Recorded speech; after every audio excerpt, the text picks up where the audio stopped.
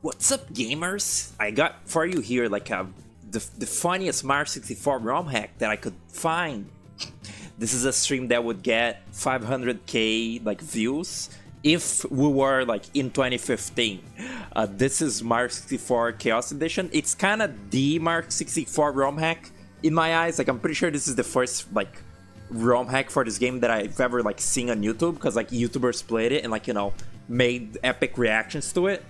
This is a newer version. This is 4.0, and I don't know what's different. I knew that like at some point they like added like different little features to this hack and like made it weird, but I've never played the very first version of it. I've never played any version of it, I don't think. Maybe at some point like I installed it.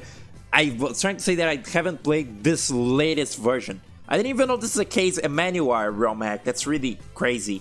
But yeah, it's just Mario 64, but it's scary. Not scary. It's like just stupid and fucked up. They just like flip the bits and make the game not work right anymore. And yeah, I don't know. Just on a whim, I wanted to play this because I never did, and I'm bored and I'm out of things to play. So here I am playing Chaos Edition.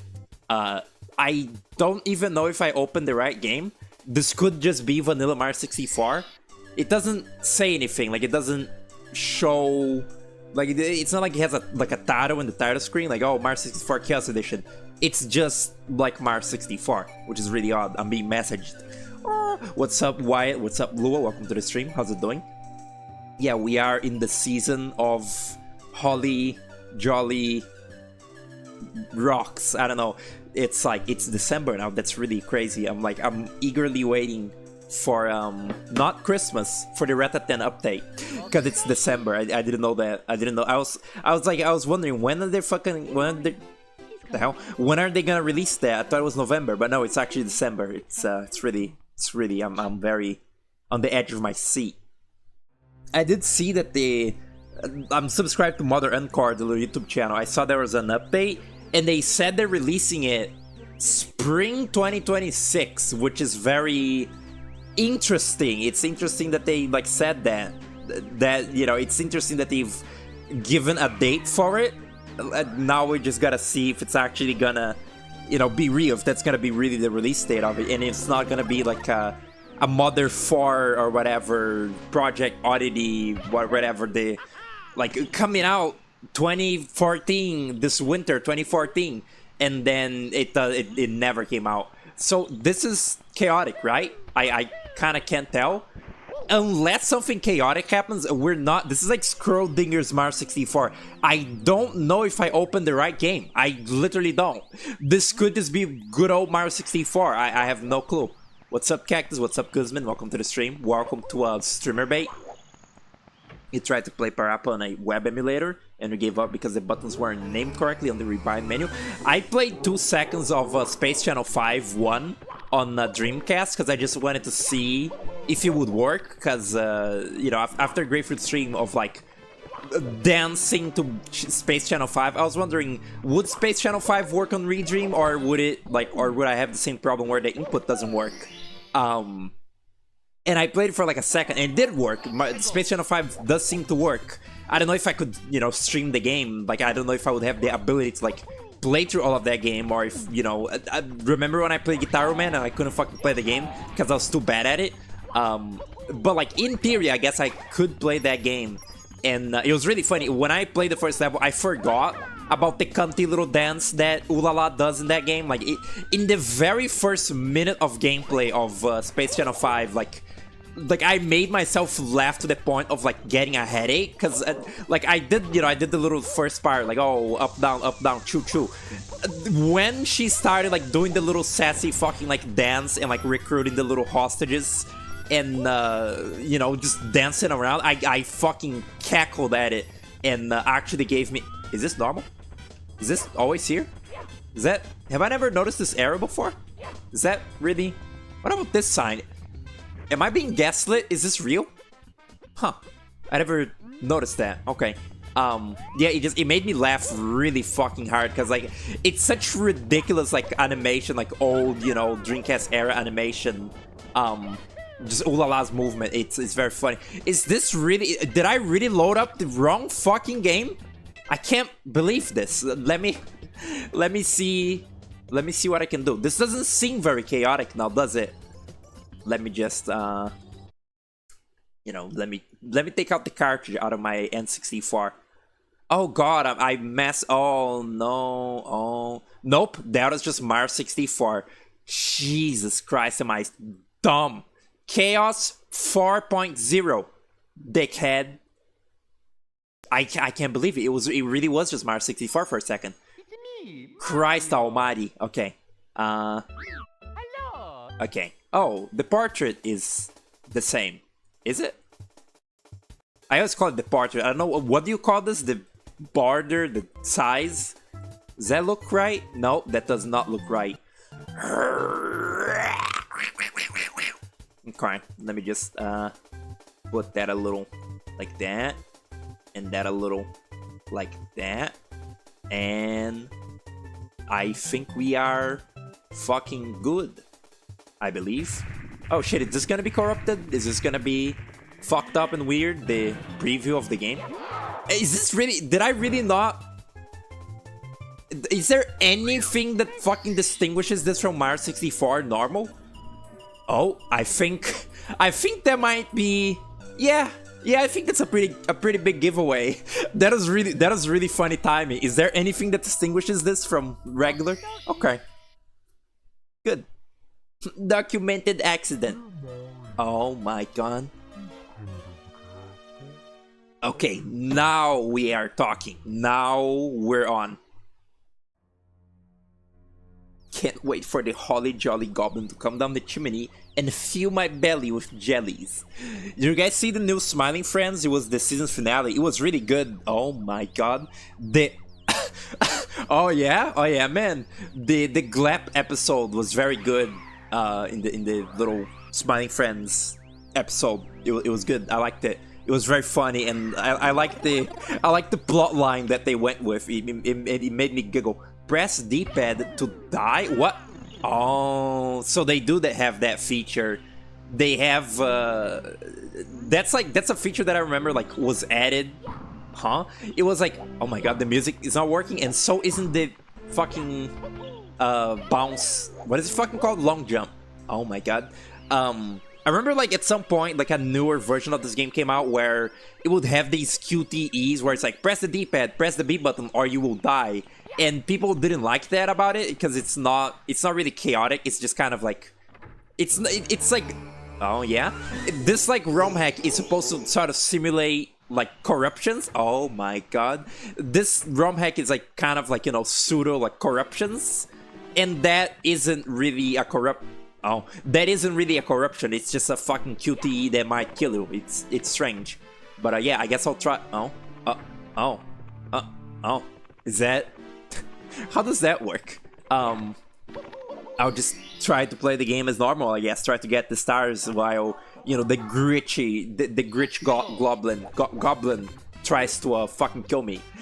This would probably be oh yeah, man. This would probably be a really short little stream, like probably like about 1 hour. I probably will get bored of this real quick, but in the meanwhile, we can talk about stuff. Oh yeah? Oh yeah? That's cool. I love the fucking low poly Mario. This is actually like a... Oh, it's not doing it anymore. Like a very good opportunity to look at low poly Mario. Oh, my health is draining slowly, isn't it? Like, you know, it's the model from the... Like, when the camera is sort of more far away from Mario in this game, he becomes... I'm swimming. It becomes like... The camera becomes... no, Mario's model becomes like a little square, blocky baby. And, you know, because of the... Oh, yeah? Oh, I'm Luigi now. Because of the glitch there, you could see... you could see Mario's, like, low-poly model, but, like, he was near the camera. Glitch Goblin boss fight reference? What is boss fight? I don't know what that is. You mean, the song? The song from... I didn't do that. The song from Just Shapes and Beats, boss fights or whatever. Milky Way's boss fight. That's a really cool, like, little deep cut right there for you. I was quoting AVGN though, just for FYI. Oh yeah, like I was quoting the Glitch Goblin or whatever from the AVGN glitches video. I'm pretty sure Poku showed me that episode of AVGN, like in our little brief AVGN like watch endeavor. But I already forget literally everything from every one of those AVGNs. I don't... Oh yeah, that's seizure warning, I guess, for this whole stream. Yeah, man, that's really cool. A seizure warning for the stream. It probably will get fucky visuals, so, you know, if you're, like, photosensitive, don't look at the screen. Stop doing that. I wasn't that into the AVGNs, honestly. Like, it's, you know, it's probably because I'm no longer, like, fucking 12 years old, and, you know... As a kid, I didn't watch those AVGN episodes. I watched, you know, like Mr. Wilson instead, because, you know, Brazil. Like watching those with Poku, it was fun. Like, it was fun, like hanging out and like watching, you know, stuff. But I wasn't that into like AVGN like itself, the little show. It's okay. It's certainly, you know, a relic of its time. Is the gate gonna be fucked up? I bet I can just walk through this. Go on, glitch. Glitch me through. It's like Wreck-It Ralph. It's like the little girl and her glitch power. What is her name? Vanellope or some shit? Oh, there it is. See? That's how Mario looks in the little low poly model. It's pretty good. I like that. I wonder how the hell this was programmed. And like, oh yeah, this is impressive in the sense of like, this little ROM hack is impressive in the same way that Goat Simulator is impressive, where they made the game just shitty enough, like just programmed like shit enough, or not programmed like shit. They made it just unstable and buggy enough that it would be funny, but that it doesn't just crash the second that it opens. Like, Goat Simulator is a very stupid game. I have some funness for it because, you know, I like didn't play it. I watched it as like a little 10-year-old, but it is an impressive game in the sense that it's just broken and dogshit enough that it's funny, but it's not like a broken mess that crashes the second that it opens, you know? It's like, it's kind of, I don't know, I always thought that was kind of novel, that like it's just unstable enough to like not break. Boss Fight is a music artist who made a song called Glitch Goblin. Oh, I see. The Glitch Goblin song is based on AVGN's Glitch Goblin, so it comes full circle. I see. Why is he scratching his ass? That's very unbecoming right there. I should have just gotten the Chain Chomp star, cause like the fucking King Bob-omb is just gonna like throw me into space again. Oh my god. Oh my, I can't see which way I'm facing. Okay, no, it's fine. It's fine. You found out, huh? You found out this crazy Neo Geo game called Cyberlip. It rocks. Cyberlip. That's crazy. Isn't Neo Geo? I never understood what the fuck the Neo Geo is. It's just... Oh no, things are being magnetized to me. The Neo Geo is just like a little, like essentially like a home console way to play arcade games, right? It's like an arcade game emulator console, or not an emulator, it's just... I guess it would be kind of an emulator. It's just like, you know, instead of playing like Street Fighter on like an arcade machine, on an actual arcade place, you play it on the Neo Geo and it's in your house. Oh yeah? I'm Chrome. That's like Bowser's texture, like in the final boss. That the chain chomp is chained to me. You cannot do that. Stop. That's a really funny effect. That's a really... Oh, I exploded him. Look at that. It's the barely seen interaction of a chain chomp. Like, you can explode a chain chomp with a bob bomb in this level, in this game. Like, that's just a thing that's in the vanilla game. But you barely see it, because like, why would you try to do it? But oh, I'm being magnetized. Stop it.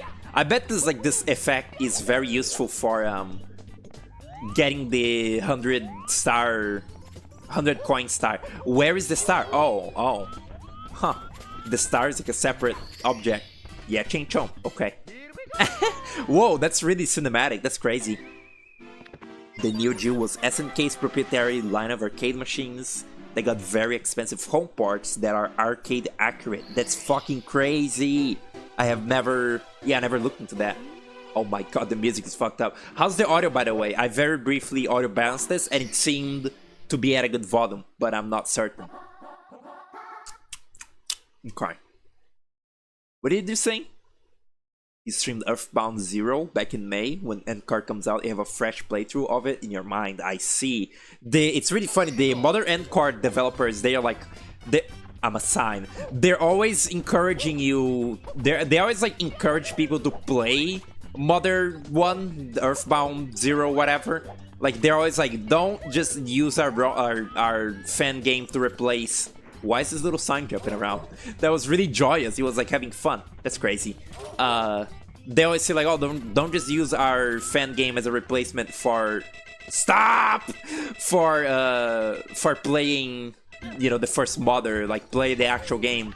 Which I don't think anybody's doing that, because Mother 1 sucks ass. Like, it's like a fucking NES RPG that like is, you know, like full of random... That is like full of random encounters and foolishness. Tomb Fetus released. I don't know what that is. Mario's jiggling? He's jiggling. Commands the jiggling. Okay. Audio sounds chaotic. Sounds good so far. I hope... Oh, controls are inverted. I hope this doesn't explode my ears eventually. Like, I hope it's... I hope, you know, the game... What was he doing? What is he doing? Stop doing that. He just disappears now. That's good. Oh, my controls are still inverted. Are they? Yeah, jump is A and or jump is B and vice versa. That's really cool. Stop! Stop it! Stop it! What is the camera doing? It's pissing me off. Okay. Everything is normal again. Everything is good again. Okay. Let's try to get King Bob-omb. Let's do that.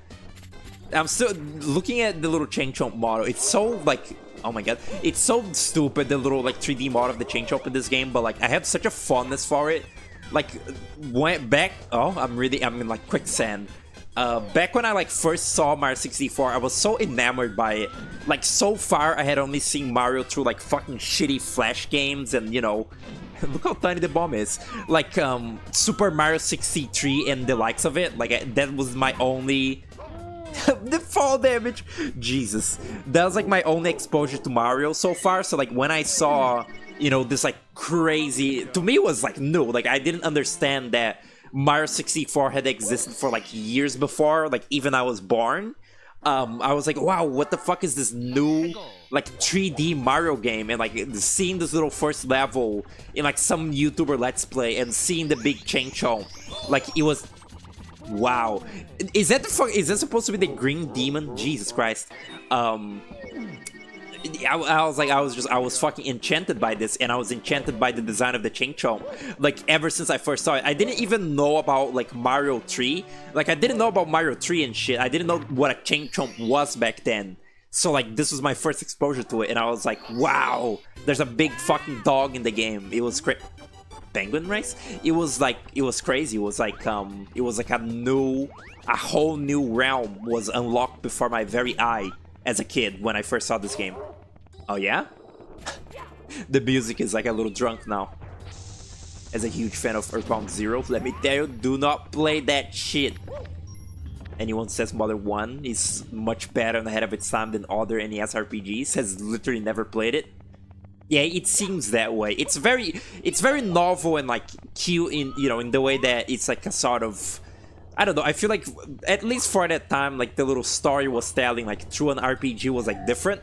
Because it's like, it's what I, oh yeah? It's like what I call, you know, now there's like a dime that doesn't like this because of Earthbound, but it's like what I call an urban RPG, where it's like, you know, it's not about, yeah man, it's not about like, you know, fantasy set, or it is a fantasy setting, but it's more about like, you know, sort of urban settings, like little regular, like, you know, like little towns and like regular people facing a sort of supernatural crisis. You know, that's what Earthbound is. It's like these little regular yet psychic kids like facing the, yeah, facing the horrors of you know, Gygas and whatnot in the alien invasion. I feel like it's very novel, you know, in that sense that it was like a different little sort of story being told through a game like that. Whereas before, everything is bouncy. Whereas before, you know, you only had stuff like Dragon Quest and stuff like that. Was Dragon Quest an NES game? Probably. You know, you mostly had like the dragon. Huh? Oh, you mostly had like dragons and princesses and shit in like little fantasy settings, and not this kind of more grounded yet fantastical setting. It's good. I like it. I don't blame people for, you know, going for the quirky Earthbound inspired RPG, because like it is a good formula. Like stories like that, they're just more relatable to the human brain. I feel like a story about regular little humans fighting off aliens with baseball bats and shit. It's just more like grounded. You feel more for the characters and shit. Please let me fight the fucking ball bomb. Please. Oh, good. Yo, fuck with the herbs. Is that the Sims spinoff? Where it's like really hip and like cool. Oh yeah man. Oh yeah. It's like really cool and hip, The Sims, where like, you know, they're all like cool, like young adults, and they like play music, play like cool like rap on the radio. I don't know why that was that's my example of, I guess that was hip, like back when the herbs was out. I'm going left for no reason. Okay, that's alright. But only when I long jump? I wonder how many unique fucking, like, what? Yeah? See, this is the part where I would say spin if I was a fucking hack fraud. I wonder how many unique, like, fucking glitch effects are in this game. There is the sign again. Oh, yeah? Hip hop. Yeah. Oh, yeah? Oh. What the fuck? Press D. Oh my god. Oh. I see. It's like bozos who say Street Fighter Third Strike is a balanced fighting game, where who have obviously not played it. Yeah, people just say shit. Like people, you know, people say like, "Oh, Mario Sunshine is a masterpiece." Then they play it and they're like, "Oh my god, fucking rip my eyes out now." Or not, you know, not in the sense that the game looks ugly. It's just, oh yeah, it's just you get so angry at it that, you know, you need to like tear your eyes out. Wow, this is fucking fantastic. This is fantastic gameplay. I wonder if I can go up the slow. Mips is here? Huh, interesting. Oh, my running sound is that of Mips. That's pretty funny. Okay, that's cool. There should be a ROM hack that does just that. Like, nothing is different about the game, but like you sound like Mip when you walk, What is Mario doing? A metal Mario. Okay. I cannot see my health bar anymore, I've noticed. That's kind of interesting. Can I go up the slope as Metal Mario? Is that a... Oh wow, that is a feature. I didn't... Wait, is it? No. Why did I think that was a feature, that Metal Mario could go up a slope without, like, you know, being, like, dragged down? Because that, I guess that's, like, logic. What's he gonna say? Listen, everybody. Let's bake a delicious cake. Uh-huh, okay. That's cool, Peach. She's saying that from the, you know, from the intercom in the castle walls, in the Peach's castle. I guess that not even the teleport is fucking safe from the Glitch Goblin anymore. So I'm going up the fucking hill on my own. Do I need healing or... True story, I almost played Donkey Kong 64 today. I was like, I wanted to play a platformer. I wanted to play a 3D platformer, and for some reason my deranged mind like landed on Mario 64 Chaos Edition. But I almost like played Donkey Kong 64 on like a whim, or like started like re-streaming Banjo-Kazooie. I almost did that, but I refused. Oh my god, okay.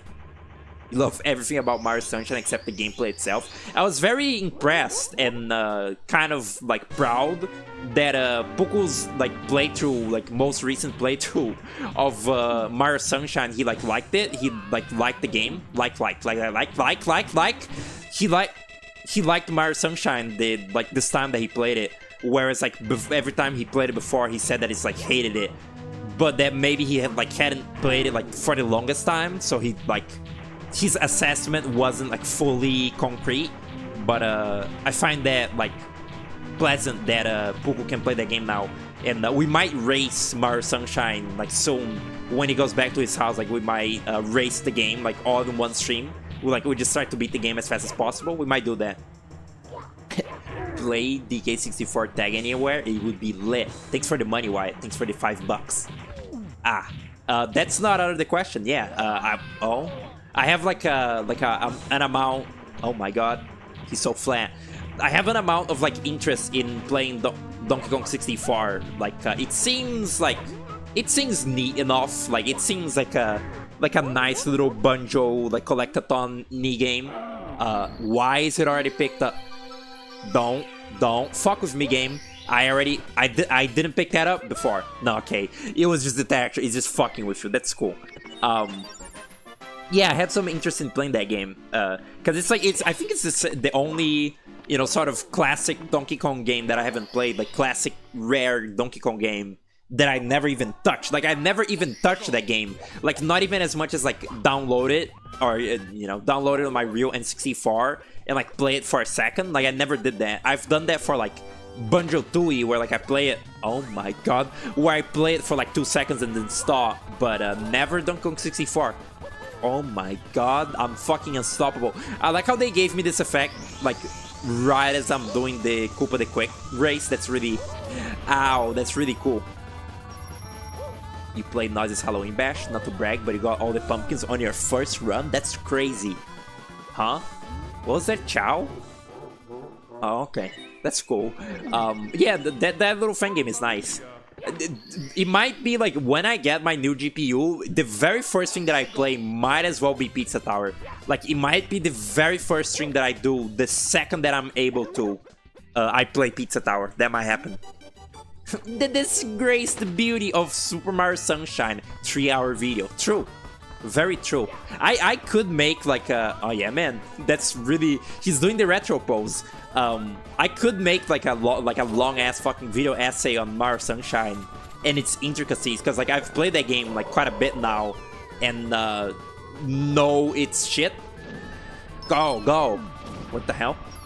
Huh. I could do that. I could do it. Let's do the fucking backwards long jump thing. I'm so slow. Stop it. I prefer to be fast in this part, please. No. Look at the little chrome and like low poly Mario. No, you bitch. I forget. Do they punish you if you do the cheat here? Does Koopa the Quick like get pissed off at you if you do this? I guess I'll find out. Go! Go, Mario! Oh shit, I'm Luigi now. No! No, he's catching up! Go! Oh, no, don't fall. I did it. I really did it. Good job, me. What? I'm not. Stop! Stop it! Just stand still. Don't. It's too unstable. Mario he ate too much sugar. Being negative about Mario Sunshine is lame and boring. I want some freak to make an analysis on the game's art direction. Well, the art direction isn't what people don't like about it. Like, people like how it looks. And how couldn't you? It looks fucking great. But it's the gameplay of Mario Sunshine that is the real problem of it. Like, looking at it is like perfectly peaceful. It's playing it that is not good. Okay, Mario Sunshine is really like it's a mood kind of game. Like, you gotta be really in the mood to play Mario Sunshine. And like, what is that? What was that? What did I just see on the ground? Huh, the camera is different, working now, like working different. It's like you gotta be in the right sort of mood to like, okay. Hi, Dire Docs. You gotta be in a certain mood to like play Mario Sunshine and like have fun with it. Cause if you're in the wrong mood, that game is just gonna annoy you and you're gonna be pissed off and not like it, like and not like the experience of playing it. It's a very sort of like on a whim, like it requires a certain whim game. Is that the fucking Pikmin radar that I just heard? The Pikmin 2 radar? Did you hear that? It was going like... Okay. I guess we're just... It's like that little thing. Like, I guess we're doing squares now. I guess we're doing dire docs now. The music is scary. It's like B33. I can't see anything. I can't see anything. I can't see anything. Let me try Mario Cam.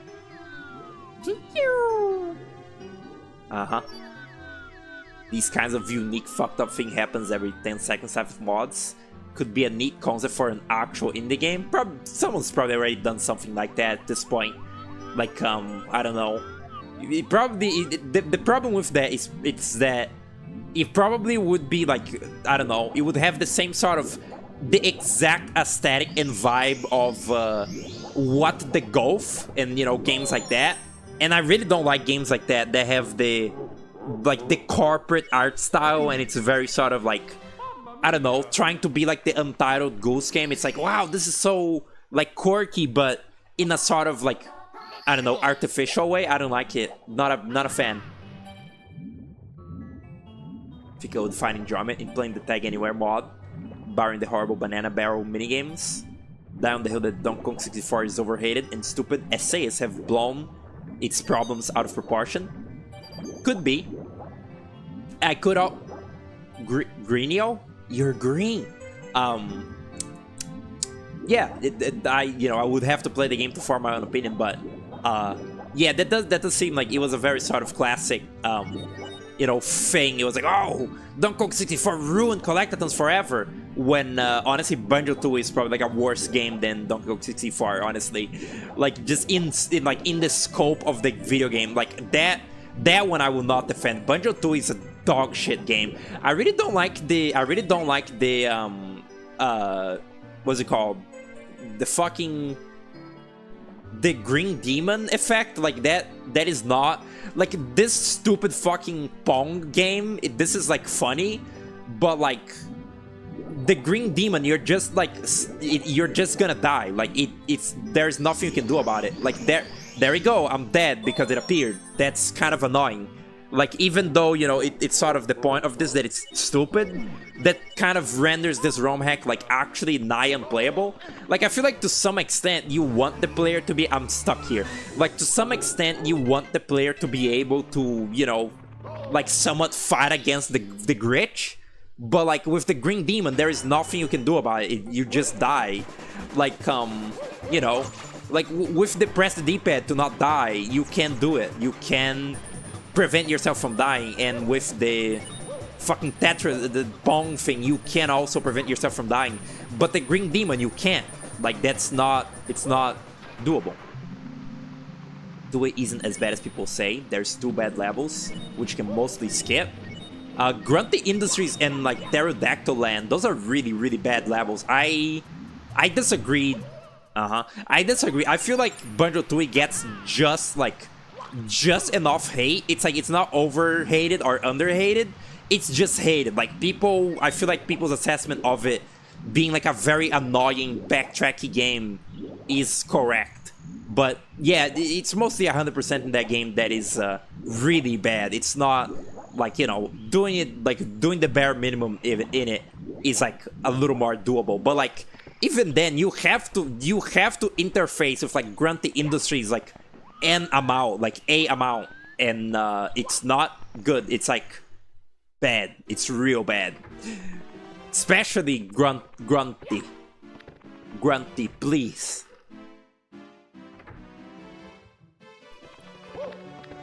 I'm invisible, by the way. I don't know. I don't know when that'll stop happening.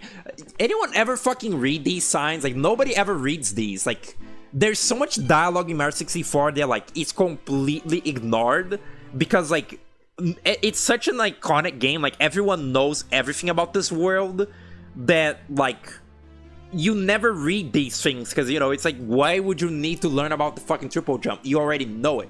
Stop looking at me, Mario. Like it's completely pointless because like everyone already knows all this. So like a lot of dialogue in this game goes I love the joyous doors. Like so much dialogue in this game goes completely, you know, just not like addressed. Witch World, Mayhem Temple, and okay, those levels are great. I think I never got past like I think I never got past Jolly Roger Lagoon, or no, yeah, it is called Jolly Roger Lagoon, which is funny because, you know, this game has Jolly Roger Bay or whatever, or is this the one with the lagoon and that's the bay one? I have no clue and I don't care. What the fuck? I just fucking mitosis. Mario just committed mitosis. What the fuck is that? Can I look at them? What is? I see. They're just. Do I control them as well? Is this like Mario 128 or whatever? Okay, I'm just sliding now. Stop being in the sliding state, you dick. Okay, I don't know what he's doing now. Is there... What fucking star can I get in this state? There's nothing that I can do. Jesus Christ. What's it talking about? Banjo-Tooie? Oh yeah, I remember fighting Lord Wu Fak Fak or whatever, Wu Fak Fak, the big fish boss in Tooie, but I never got past like anything that in that game. Good. Like I never got past that in Banjo-Tooie. I've only since like I don't think I even ever like really watched like the ending of Banjo-Tooie. Like now that I think about it, I know that the game ends with like yet another like quiz, like it's a quiz like in Banjo-Kazooie, but it's like worse. I've heard people say that it's like a more unfair and like not good like quiz level. But I've never actually seen how the game ends. Like, you know, I assume, you know, what a shocker. Probably Banjo and Kazooie beat Gruntilda and save the day. But like, I never actually seen the events of the ending like unfolding. I don't think. This is a classic. This little effect where the like castle thing becomes like a cappella like Mario sounds. That's really classic. Like that's been in Chaos Edition like since the beginning. I'm pretty sure. Wow. Is that all the levels in yeah, I guess that is all the levels in Tooie. It ends on Cloud Clu Land, right? Which I didn't know. That is like a real expression, like Cloud Clu or whatever. And you know, it's supposed to be like, it's supposed to be a land where everything is nonsensical, because you know, on on Cloud Clu is like an expression. It's like, oh, on Cloud 9 or whatever, so you're tripping, you're like stupid. Does the green demon eventually go away, or does it just... No, it doesn't go away. That's really annoying. That's really not fun. Because, like, you know, you can do the stupid little green demon in actual Mario 64, like the little self-imposed, like, challenge where you gotta run away from the one-up mushroom. Like, you can do that. But in this ROM hack, because of the added other chaos effects, you can't dodge the green demon. You're just gonna die. There's no point. Like, there's no point in even trying to escape it. Stupid. Oh yeah? Huh. Fascinating. Tooie's Lagoon, you get them mixed up. They play hacky sack with Grunty's decapitated head. Doesn't she become? Yeah, she's a skeleton, right? And then in Nuts and Bolts, Gruntilda is just like a skeleton head on a robot body. Which that is, oh my god, that is quite literally the only thing, like art style or just anything related to Banjo Nuts and Bolts that I enjoy. What the fuck? Like, that is the only thing about Nuts and Bolts that I find remotely, I don't know, good, is the design for Gruntilda. Like, I think that's a very funny progression where, you know, in Banjo-Kazooie, Gruntilda is just a witch, then in Banjo-Tooie, she's a skeleton because she's been in a hold for, like, years. Then her final form is just, like, she's lost her own body, so she's just a skeleton head put into, like, an artificial witch body. That is a fun design. That is where any fondness for Nuts and Bolts ends, though. I actually played that game on Xbox back then, like, I don't know, at some point when I was a kid, because, like, in some, like, friend of my dad's house, they had that game, and they put on, oh, here's this, like, fun little, like, colorful bear game for you to play. And I thought it was an actual platformer. I didn't know it was a car game. So, like, I just ran around in the first level, like, in that game's little, like, pastiche of Spiral Mountain. And I just ran around, like, jumped into, like, a volcano. And, like, jumped around and, like, sort of used the little Gmod physics gun on the little robot enemies. But I didn't even know, like, what I was supposed to do. I was like, where is the fucking levels? Like, where is the stuff to do? And, like, I didn't understand why I didn't die. Like, I couldn't understand why Banjo, like, wasn't dying when I was, like, you know, being hit by enemies and stuff. I didn't understand that it was just a fucking stupid car builder game. I didn't understand the concept of, like, a Modern Nation Racers type game yet. And so I never got past the, like, anything in that game. Like, I didn't get past, like, I didn't do any form of progress when I played that run of Nuts and Bolts. But yeah, I don't find it. Oh yeah, I don't find. Oh, my fucking hat! No, I don't find it that appealing of a game. Like the prospect of playing it. Like, even if I could emulate it on, like, Zemu or whatever, Xenia, I don't think I'd do it. I don't think I would enjoy it.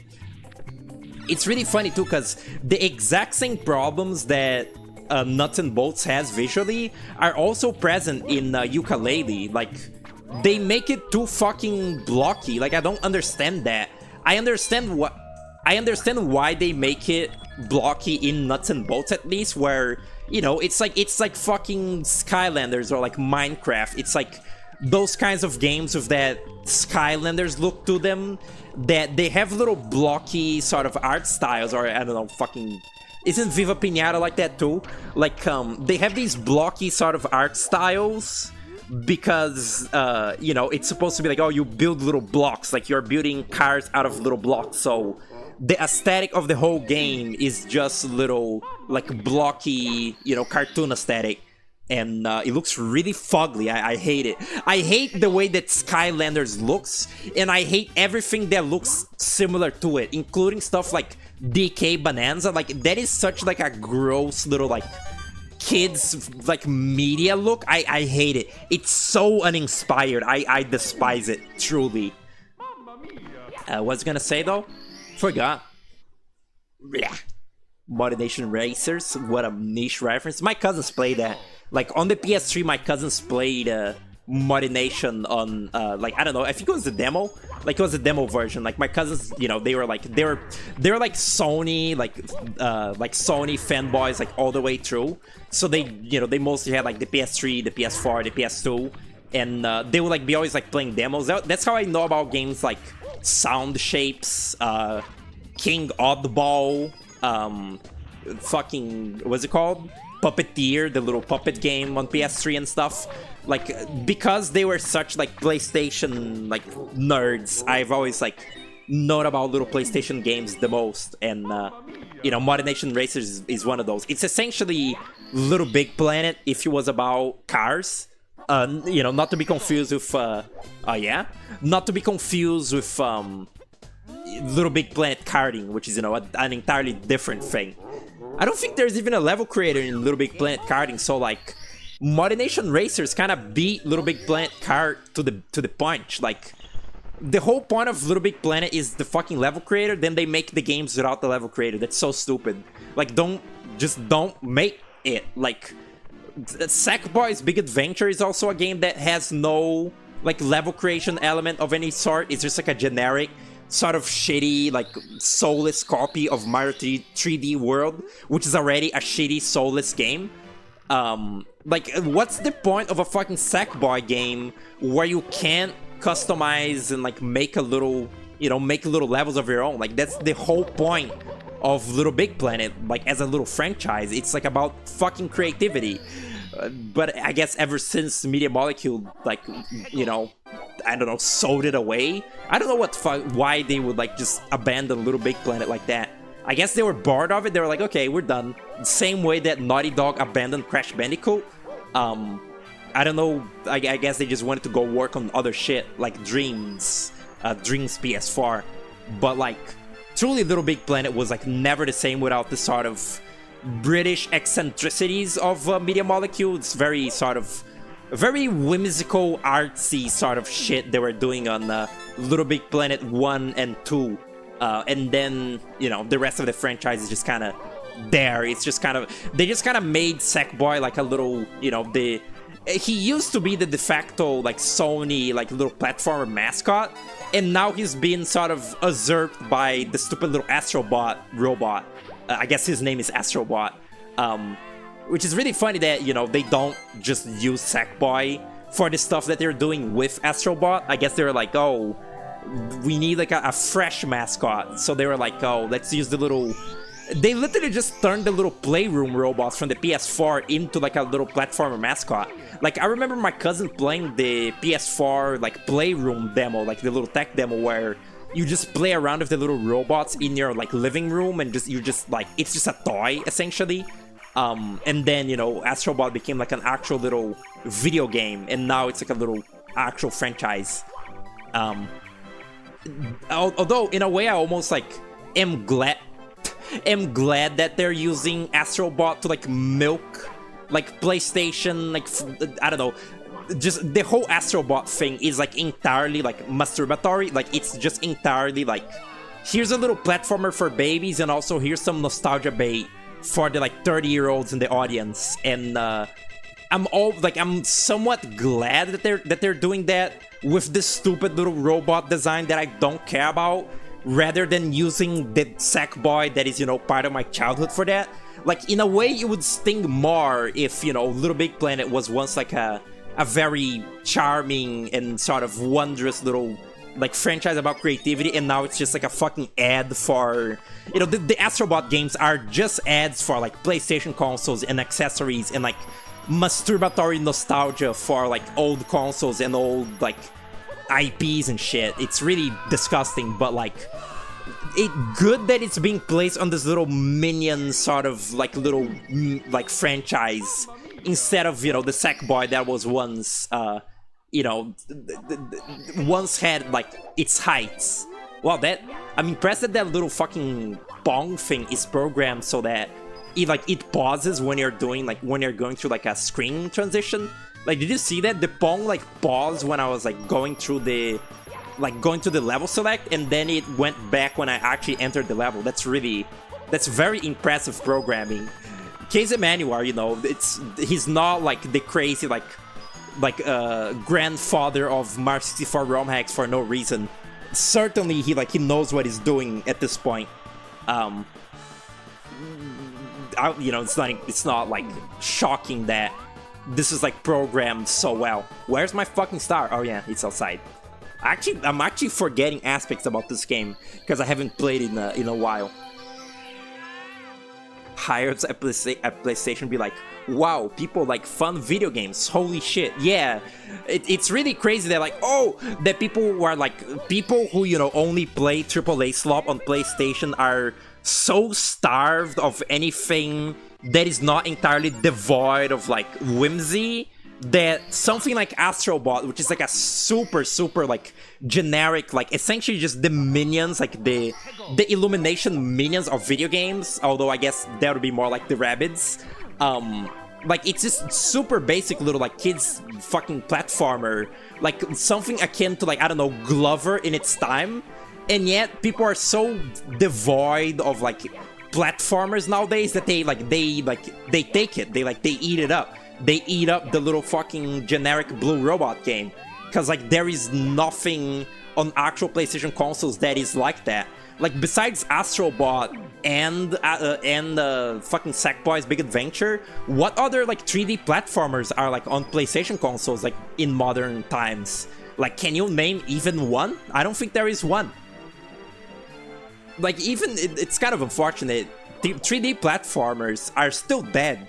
Like, they kind of came back for, like, one moment in, like, 2015 with, like, A Hat in Time and Mario Odyssey and what's the other one? The shitty one? Yooka-Laylee. For, like, a very brief second, 3D platformers were back. Why is that obnoxious sound? For one very brief second, 3D platformers were back, but they're gone again. Like, even on, like, the indie game scene, you don't, like, see, like, actual big 3D platformers, like, come up that often. They're still sort of like lying dormant after their big boom in the N64 era. It's kind of sad because like this is my favorite type of video game. Like even more than 2D platformers, 3D platformers are my favorite.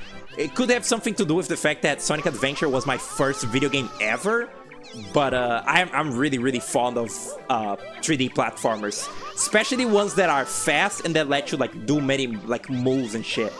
And oh, pressing the hit button sets me on fire. That's cool. It's doing the thing again. It's unfortunate. I like 3D platformers, but like everything that we get is fucking Yooka-Laylee and Astro Bot. Like actually grow up.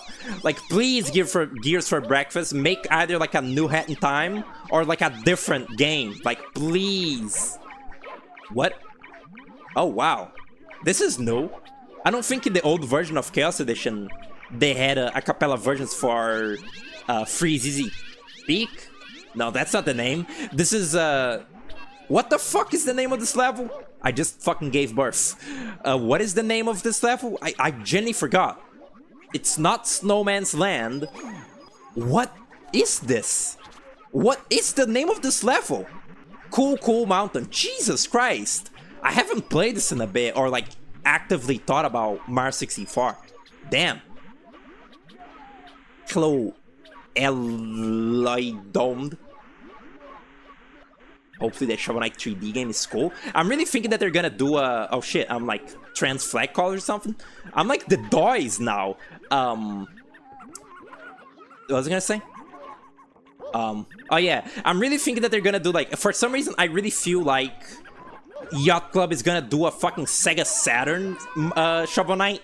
Like, I feel like that they're gonna make like a 2.5D platformer that is like akin to the Sega Saturn. Like, I don't know why. I just have this feeling in my gut that it's gonna be like a Sega Saturn-y game. I don't know why. Don't ask me why. I feel that. Naughty Dog didn't abandon Crash. Crash was a part of a weird licensing deal. So did they never own Crash? Like, oh, is that the Green Demon?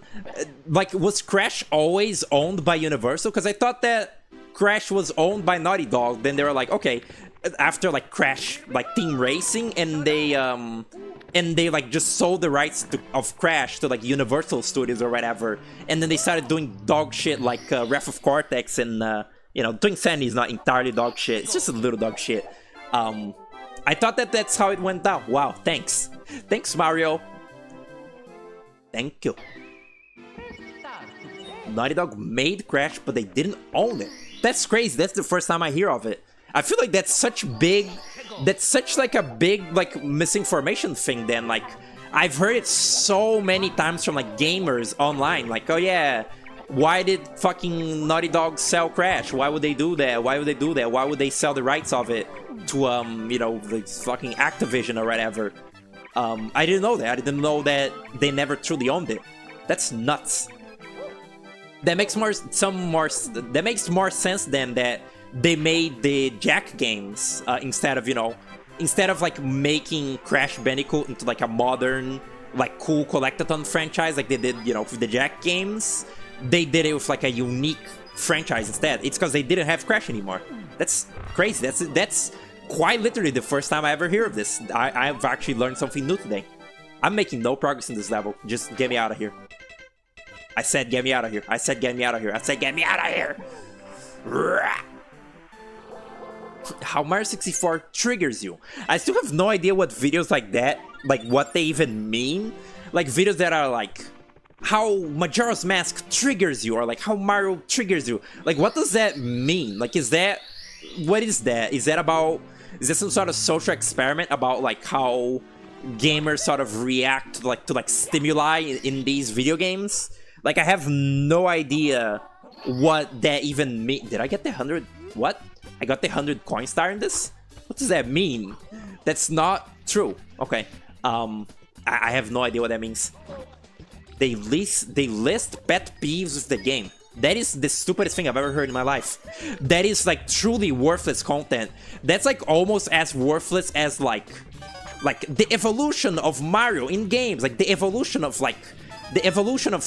Princess Peach smooching Mario on the nose in Mario games. And like, you know, channels like that, like Prozafia Gaming type shit. Me and Puku came upon like a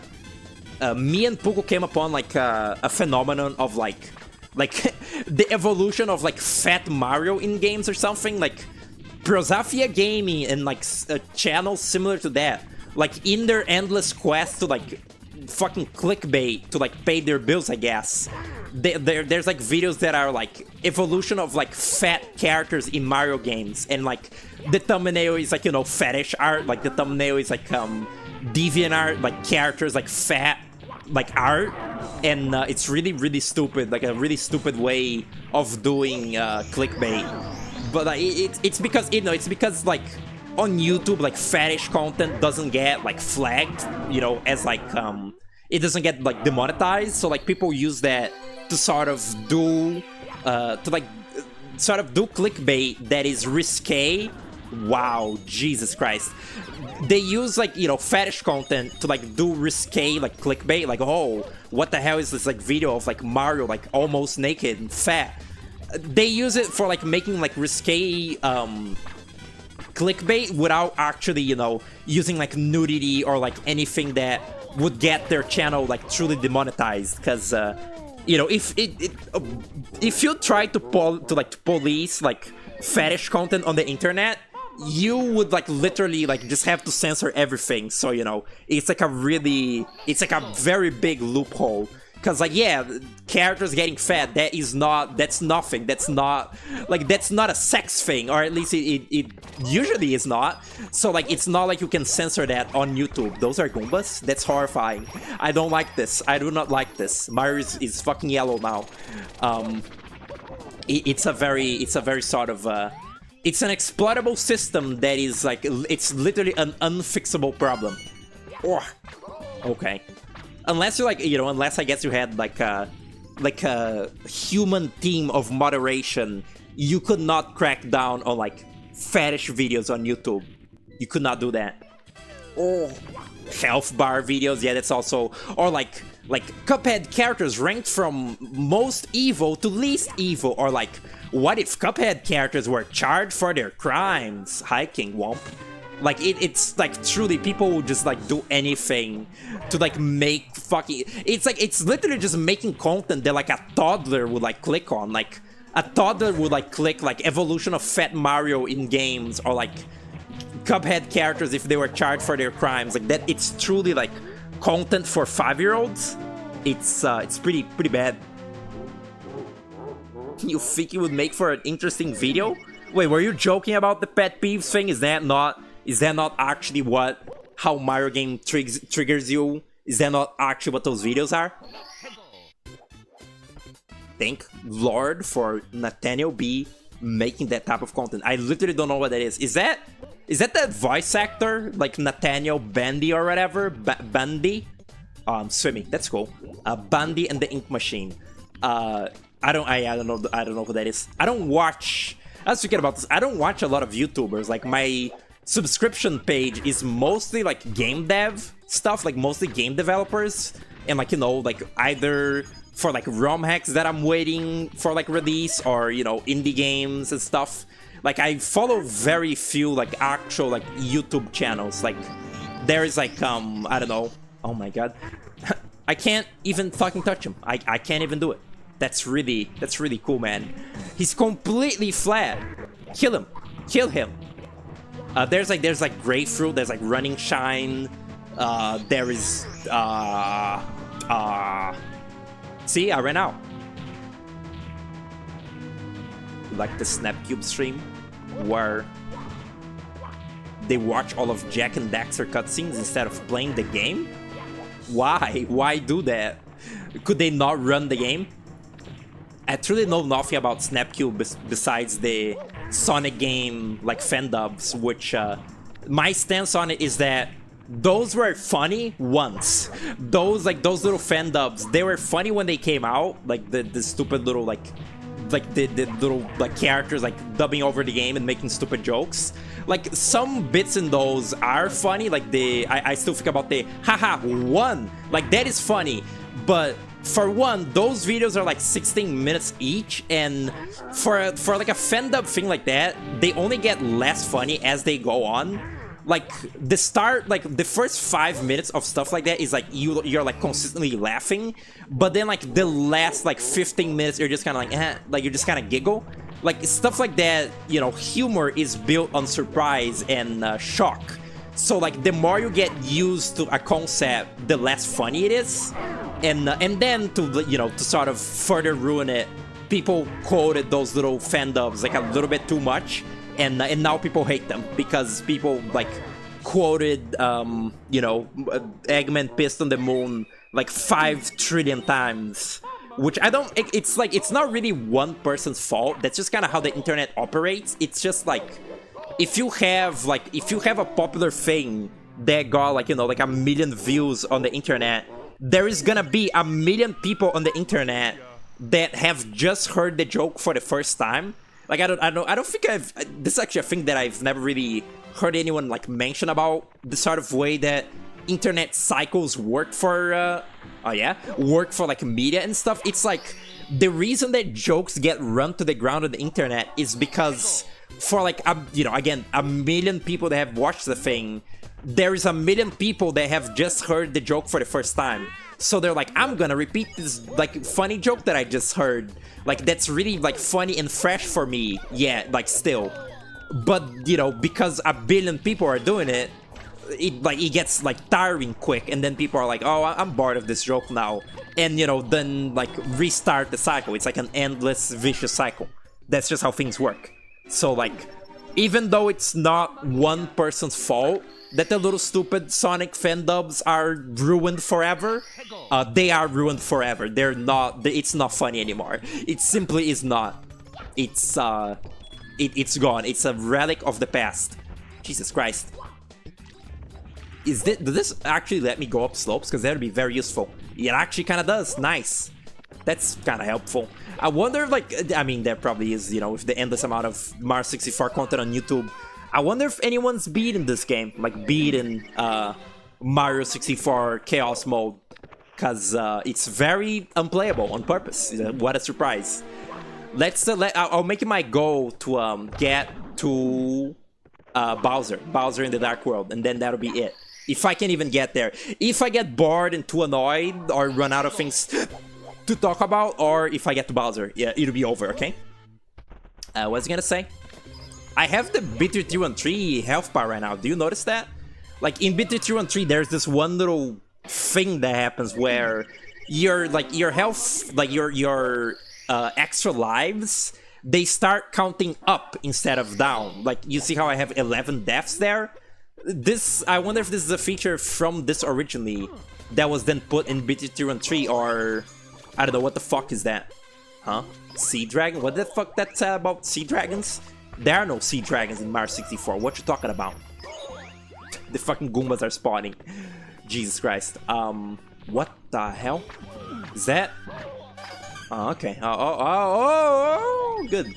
No green demon in a while though. That's pretty promising right there.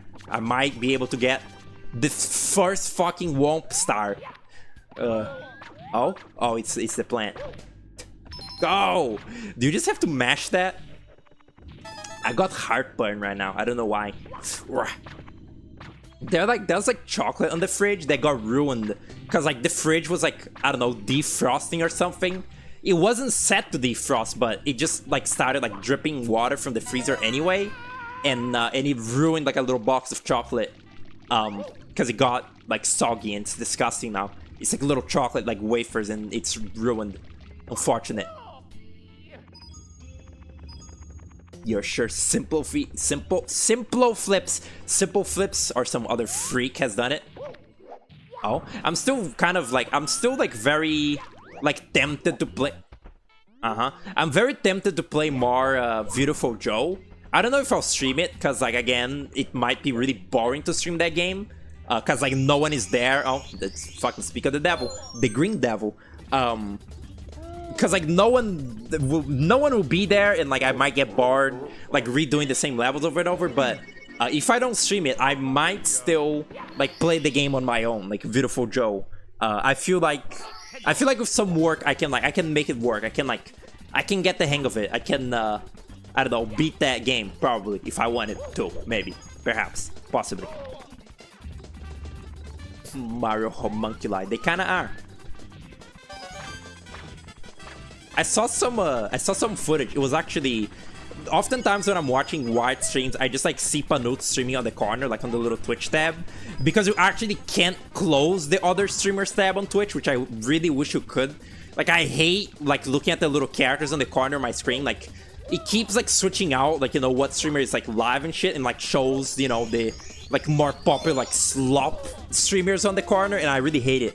Besides the point, I saw like an actual like 30 seconds of Panuts playing ukulele, like the new Unreal Engine ukulele, and two kind of like mildly impressive things about it that I noticed is that, one, they mildly redesigned that disgusting fucking fridge character, which is like the worst character design ever put into a video game ever. Like that fridge thing in the original ukulele is really bad.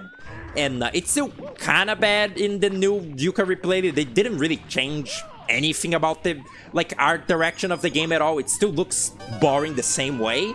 But they actually, like, it's really funny. They actually fucking heard like people complain about that disgusting fridge, I guess, and like made it like, they gave it like bigger lashes and like, I don't know, a smaller mouth. They made it like look a little more cunty.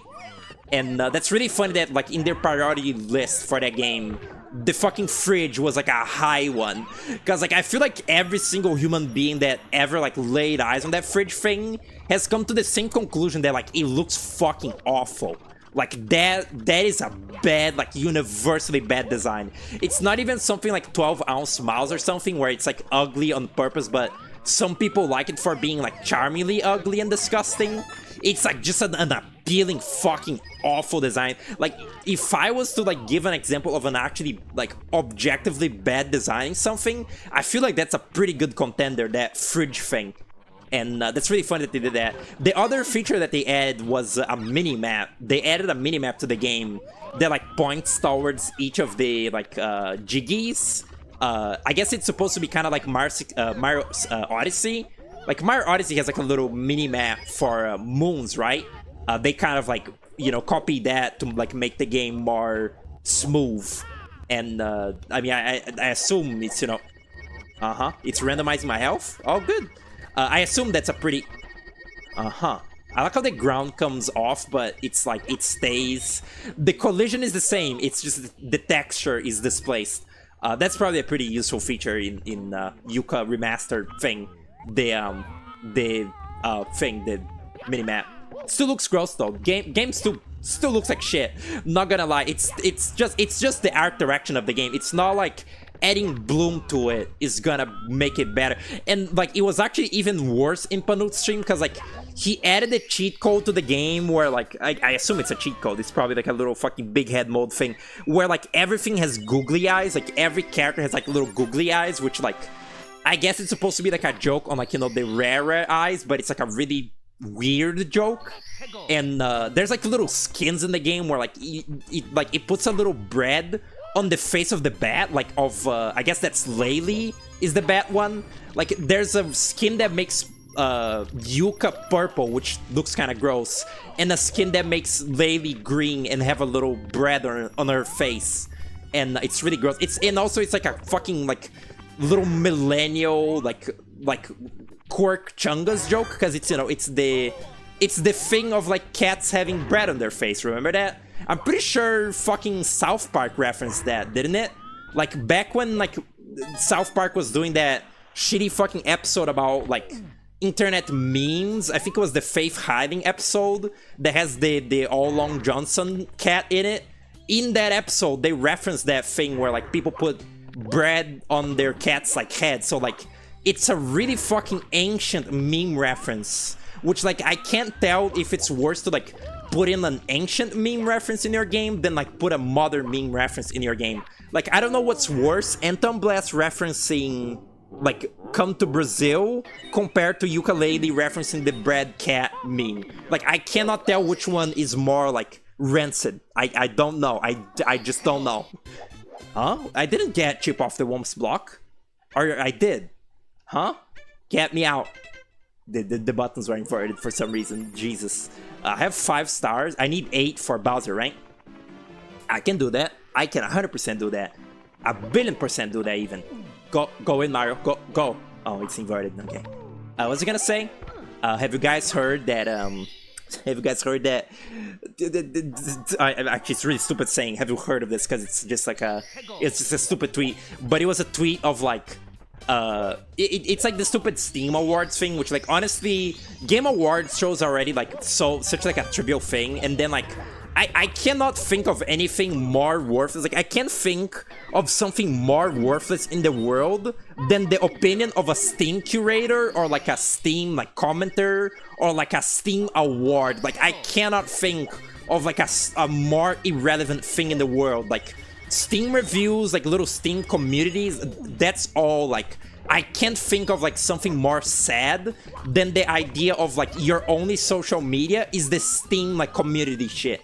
But it was like a tweet of like it's like Anton Blast and Deltarune competing for like Game of the Year Steam Awards nominees, and like the tweet was like Hydrogen Bomb versus Coughing Baby, which is, you know, the Anton Blast is the Coughing Baby and Deltarune is the Hydrogen Bomb. That is really that's very humorous. That, you know, those two games would be competing. Although it is weird to me that they would even put Deltarune in there, because Deltarune isn't a 2025 game. That game isn't out. It's not out yet.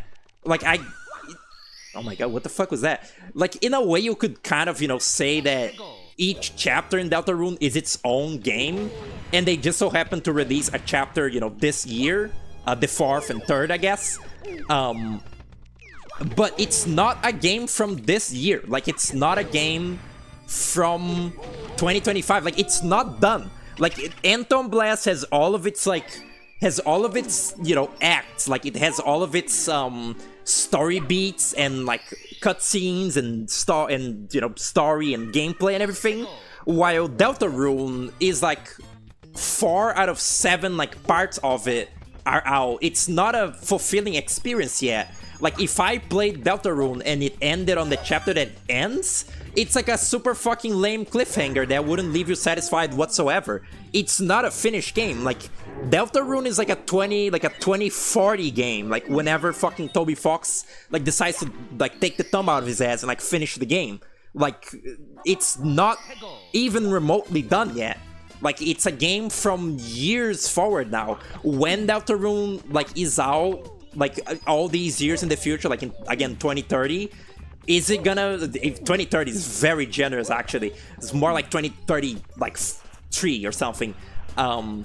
Like, when the game is like fully out by then, is it gonna be like, be a nominee for like Game of the Year and like the Game Awards, or are they gonna like try to sneak it into the like?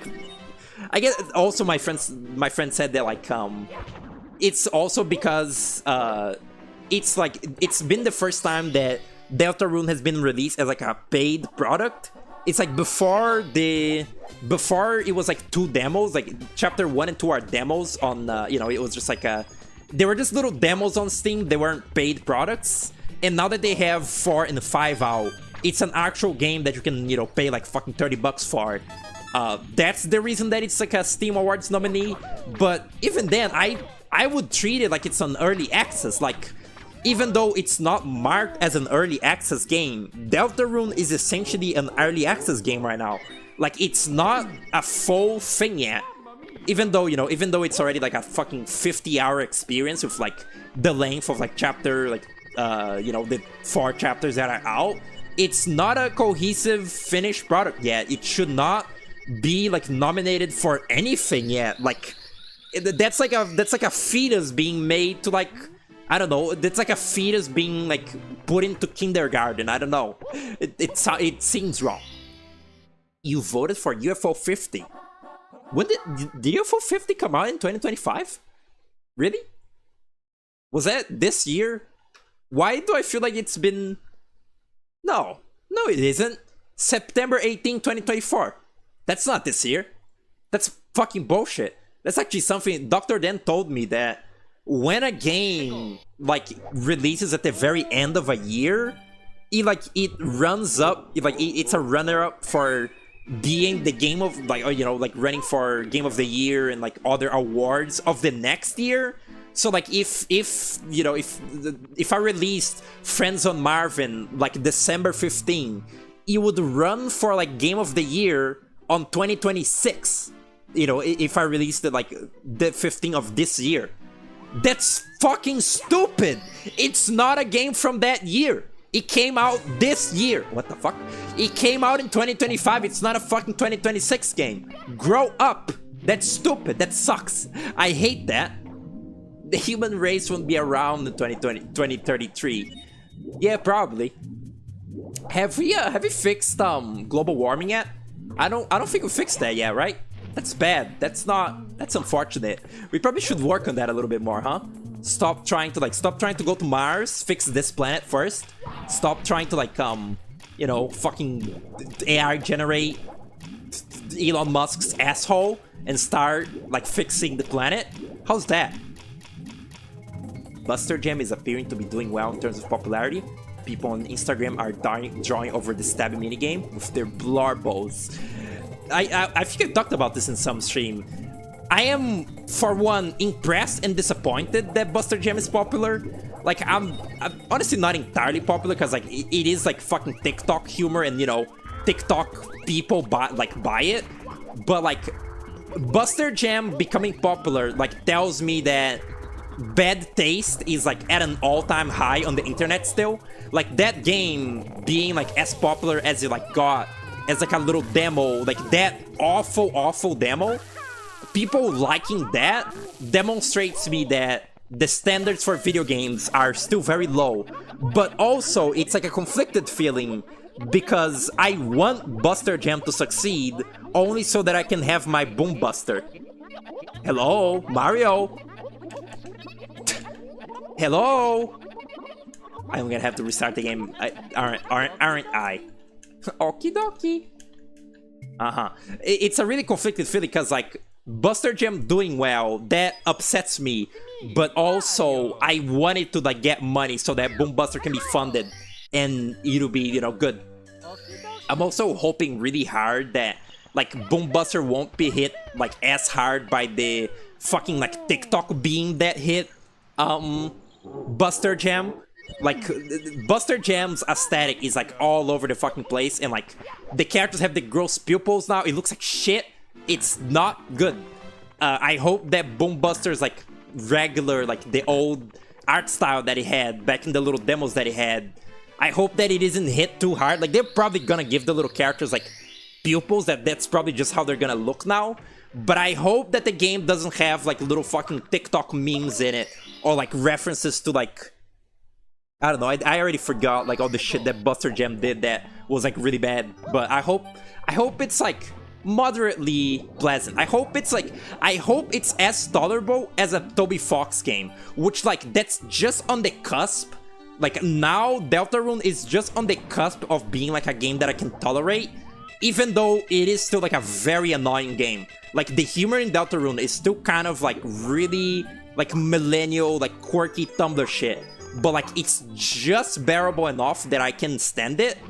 If Boom Buster is like 1% more annoying than Deltarune, then I won't be able to stomach it. It'll be sad. It'll be a sad day. Let me do the fucking eel one. I bet this will be easy, because I'm like all bugged out. Go in. I can't see myself. I can't. Mario is like, Mario has become... Oh, it's not here? What? Why not? What am I doing? Oh, yeah, truth. Oh, yeah. God, I forgot about the eel being on the bowl. I have like seen gameplay of this game not too long ago. Like I was using it as background noise, but like I should not be forgetting things like this for this game. This is the dementia moments. Like this is not normal. This is not good. Mario. Yeah. Oh, he's not actually drowning. That's good, I guess. Oh, okay. Yeah, that is also a thing about Buster Jam is Buster Jam is more, you know, dialogue driven, so they have more chances to you know, be annoying and quirky about it. Boom Buster mostly had just oh shit, it's out.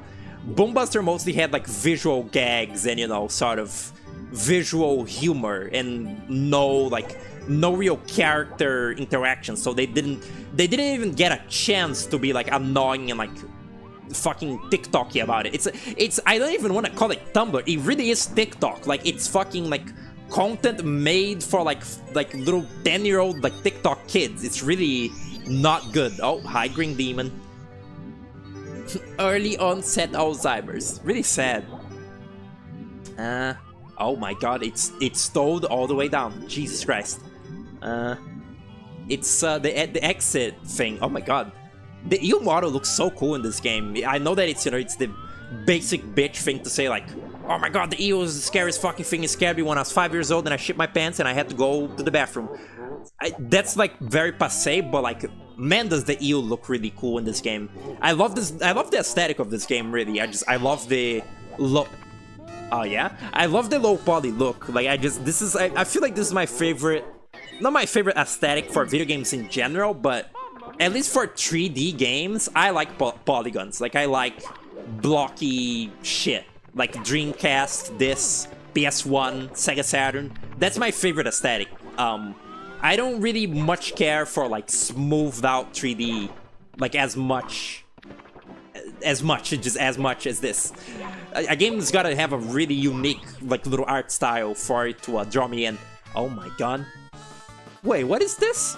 Oh yeah, the rainbow secret. This is the worst level in this game. It's awful.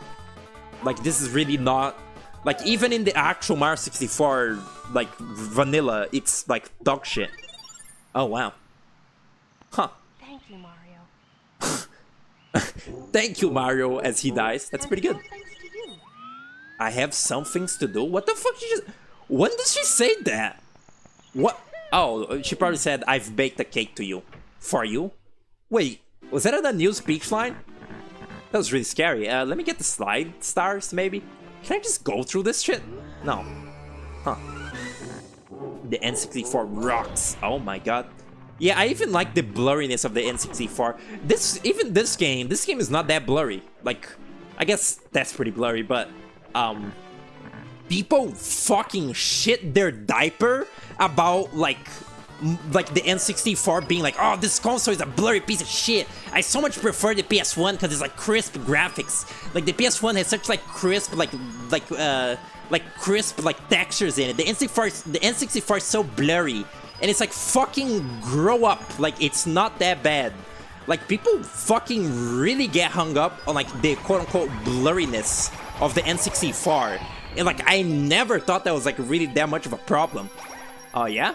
Like, I don't understand it. It's not that bad. Like, it's not that blurry. Like, I guess a game like Conker's Bad Fur Day is like pretty blurry, but that game is like pushing the N64 to its fucking limits. Like, this game is very, I guess, anti-aliased, or just, N64 games are very anti-aliased, the PS1 is very aliased, and like, but it's not like the end of the fucking world. One of the very few times that Puku actually fucking made me angry, like, to my very core, like, without even, like, a modicum of, like, jokiness, like, playfulness to it, was when he said that Pikmin 1 looks like shit, because it's too blurry. He's like, oh, look at the, like, textures in this game, they're so stretched out on the ground, it's like, it looks like a fucking, like, it looks like it's smeared with Vaseline, and I'm like, what are you talking about? Like, again, the N64, I almost get it, the blurriness complaint, but like Pikmin, it's not that bad. And he said that he prefers the gross, like, hyper realism of Pikmin 3.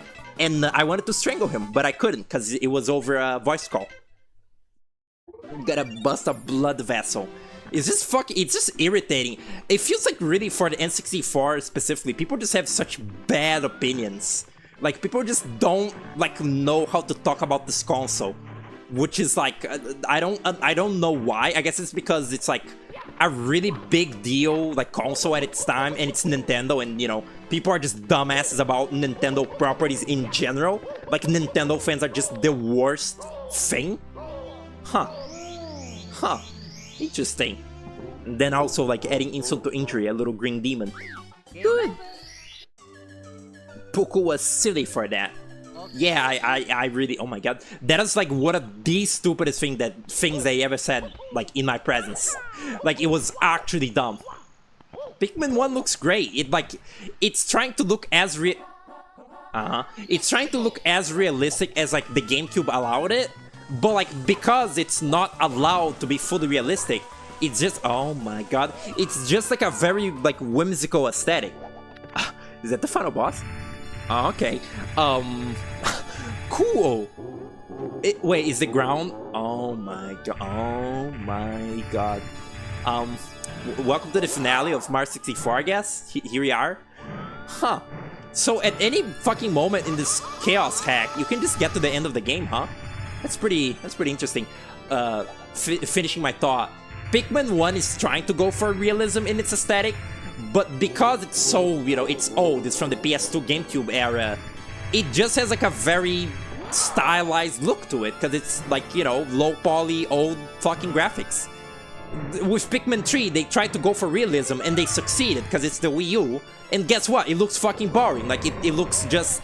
It looks like real life. Good job. That reminds me of the thing that I said as, like, a small child one time, when I was like, my dad bought me, like, is this really, why is this so fucking loud? When my dad bought me, he bought Battlefield 4 for the PS3, like, it was essentially, you know, a game that he would play, like, it wasn't really, like, I wasn't really the target audience for it, like, he essentially bought a game not for me to play, but for him to play, and, like, I remember saying it about, like, Battlefield 4, like, Call of Duty or whatever, it's like, why do you want the video game to look as real as possible? Like, to look so gray and have, like, you know, just gray building city aesthetic, when in real life, you can just go out into a town and look at the gray buildings, with, like, maybe even a couple more colors thrown in. Like, I think little child me was onto something. Like, why do you seek, like, the realness? I guess it's supposed to be impressive. It's like, oh, look at how, like, video games have, like, progressed now. But it's so boring. I never liked it. I've never had a place for realism in my heart. Be that like in video games or just, like, stuff in general, like movies and shit. I've always preferred, like, cartoons over, like, live action shit. And, like, I've always preferred, like, whimsical, like, fantasy over, any form of, like, realism or anything. Really cool. Don't know how I'm playing this ROM hack? You're developing a heartburn watching this. You wanna know my secret? I'm, like, talking about other things. Trust me, at various points at this, especially when the Green Demon shows up, I've been furious at this. but I've not expressed it because I'm talking about other things. And that's the magic of streaming. I'm crying. I had a question. I was watching gameplay of Shenmue, and that game has a part of it where you get a job riding forklift, like, you know, being like a forklift operator in like a little harbor plant. You know, like the Rio needs like money, and he like works the little forklift operator. But there's a really weird thing in that game where at the start of each like day on the forklift work, there's like a race. There's like a forklift race that you do. And my question is that a real thing? Do like real life forklift operators race around in their like work environment? Or is that just like a video gamey ass thing that they added to Shenmue for fun? Like where they're like, oh, the player's gonna be too bored like lifting up the boxes and shit. We gotta give them something more fun to do. And that's why there's fucking forklift racing. I'm really perplexed by this. I would like an answer to this in my table soon. What is this? Thanks for like sending me that, Lua. That's pretty sweet right there. Yeah, no, is that a real thing even remotely? It's really fucking perplexing. Very strange. Mario's like staring me down. Stop doing that. Stop!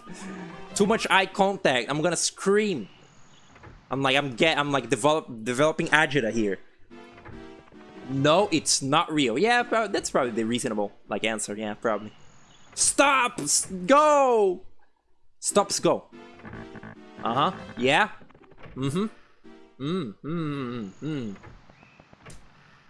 This is really cool.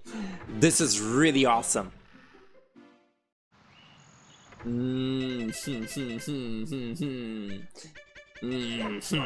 Oh? My animations are broken? It's like a little fucking mouse now. Okay. Watch it like send me to like Bowser in the what is the name of the final world in this game again? It's like Bowser in the fucking Nether Realm. I always forget. It's Bowser in the Dark World, Bowser in the Lava Sea, or the Lava Pool or something, or Bowser in the Sea of Lava, and then Bowser in the Sky. Isn't it just called Bowser in the Sky? Which is really stupid because it's like, what do you fucking mean the sky? That's not descriptive. But that's a very funny, like, it's very funny the naming of the Bowser levels in this game.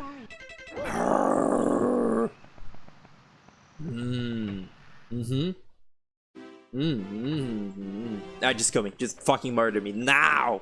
It's actually very useful time for that to happen. We can make it real by doing it. I guess in the game it's supposed to be like a little like workplace activity. It's like, you know, it's like when like in a job, like they fund it so that like everyone goes to like play like paintball, like they you know, it's like a company activity, like bonding activity. But in Shenmue, for some fucking reason, they decided forklift racing was gonna be like the thing that they do. It makes no sense. And like it's actual racing too. It's like there's like laps and like first place, third place and shit as well. It's really silly stuff. Oh my god. Okay. I think I think that I've gotten through every topic that I had like in my mind from off stream, like in this stream already. Like I talked about Yooka-Laylee, stupid new. Talked about Anton Blast not standing a fucking chance against Deltarune. And that's about it. What are some cool gaming news that are like going on right now?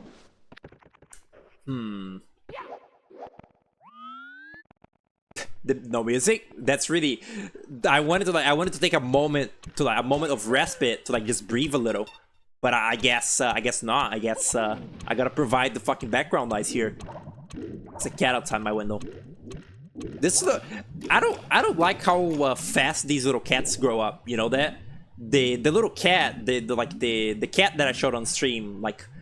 It was like on Halloween day that I like got here, right? And it's been like only 1 month. I guess it's been 1 month here. I guess it's like a reasonable amount of like growth for it, but it's so big now. Like, I hate how fast little things grow. Like, also the cat that my aunt has, like, I think I might have also shown him. He looked like a little bat when he was a very small baby. It was like when he first got here, he was like left in our house, like he was in our couch for a little bit, and then he was like, what the fuck is that you doing? And then you know, it was like actually like given to my aunt. But like, it's so fucking massive now. Like, it's really long, and it already looks like an adult. And like, it's only what, like fucking 3 months old or something? Did it just... Oh, okay. It's like 3 months old and it's already fucking gigantic. I don't like that. Little things stay small for a while. Uh-huh.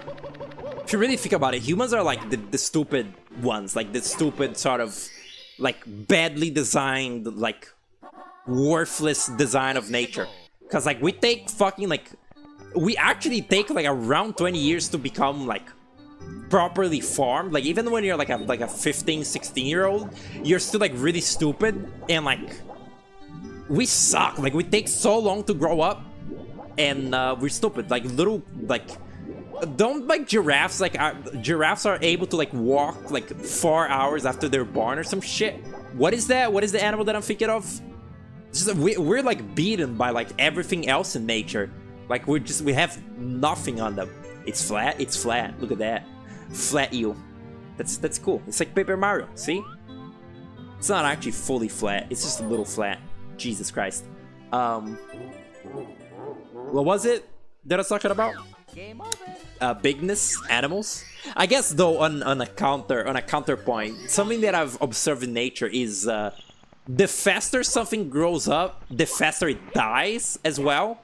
So I guess in a way, it's a good thing that we take so long to sort of fully farm, even if it is very unoptimal. Cause like, think of a little rat, think of a little hamster. They're like within like 1 week, they're essentially like the size that they're gonna be for the rest of their lives. But how long does a rat and a hamster live for? That's right, like 1 year, like 1 years. And but then think of an elephant. Like, an elephant takes fucking 50 years to like fully farm and like become a proper adult. But how long does an elephant live for? A lot. I don't actually know the full lifespan, but it's a lot. Like, animals that are bigger, including us, we're like, you know, we're bigger than a cat. Like, animals that are bigger and grow up slower live for longer. Except turtles. I don't know what the fuck turtles are on about. Like, turtles live on like fucking forever, even though they're not that big. Except like the Galapagos turtle, I guess. But I guess turtles also live very slow, so maybe that's why they're you know, they're like long-lived, is because they live so slow. They don't, like, what the fuck are they gonna like die from? Stress? It doesn't stress over anything. It just walks very slowly and eats little leaves and stuff. This is really cool. This is that hernia we're talking about. Hernia. Oh, I'm spinning. That actually... Nope, it wasn't good.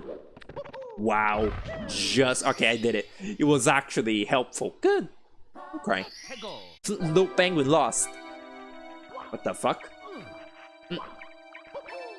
That is not how the music goes. It almost sounds like the merry-go-round now. Go. Get it. Get it. Okay. I'm stuck. It's like slow. It's like fucking sand physics. No, Little Fang. Little Fang. How could you? Is he not rude already? Oh no. Okay. Spindrift. I've talked about this like a couple times on stream, but it's just so impressive to me that Mario Odyssey references that fucking enemy, the Spindrift. Like, no Mario game since like this and Mario 64 DS has ever like addressed the Spindrift. Like, you know, the Mario series, like a couple Marios.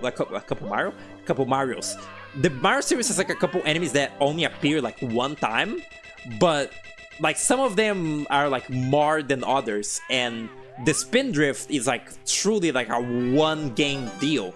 It might have also been like, I don't know, in New Super Mario DS or something, but like it's so not acknowledged.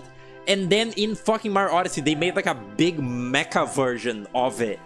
And like, and then they ruined the fucking reference by making it like not that obvious that it's a spindrift in the like English translation. So like nobody even nobody even knows that it's a spindrift to begin with. Like in I'm pretty sure it's called like Dark Drift in Mario Odyssey, but in Japanese it's called like Mecha Spindrift or some shit. And like it's in the same way that they have the Mecha Wiggler in that game.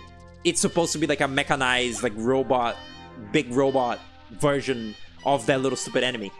And it's the like UFO. It's actually a pretty cool design. Again, I like Mario Odyssey for sort of I like Mario Odyssey for sort of embracing more odd like aesthetics for Mario. You know, odd like in many parentheses. It's like a typical Mario game I feel wouldn't have, you know, like a fucking New York City like parody in it, and you know, have like weird like the design of the like UFO and the Mecha Wiggler are very sort of like, they're very, I don't know, Mass Effect-y, and I wouldn't think of like a Mario game like doing that like back in like the 3D land, 3D world days where you know, everything is a fucking Fisher-Price toy. That's like the thing, very odd to the thing that I was saying earlier. I appreciate that Mario Odyssey has like an odd amount of like realism to it. You know, even though I was saying that I don't like realism, it's specifically because, you know, the Mario series is this very sort of childish, you know, cartoony series. Then making something more like realistic like that, it's sort of it sticks out. And I think that they did it the right amount as well. It's like, oh my god, like I think like a pretty bad like example of like putting a cartoony character into a realistic world and just making it not like fit in or make sense or like be good looking.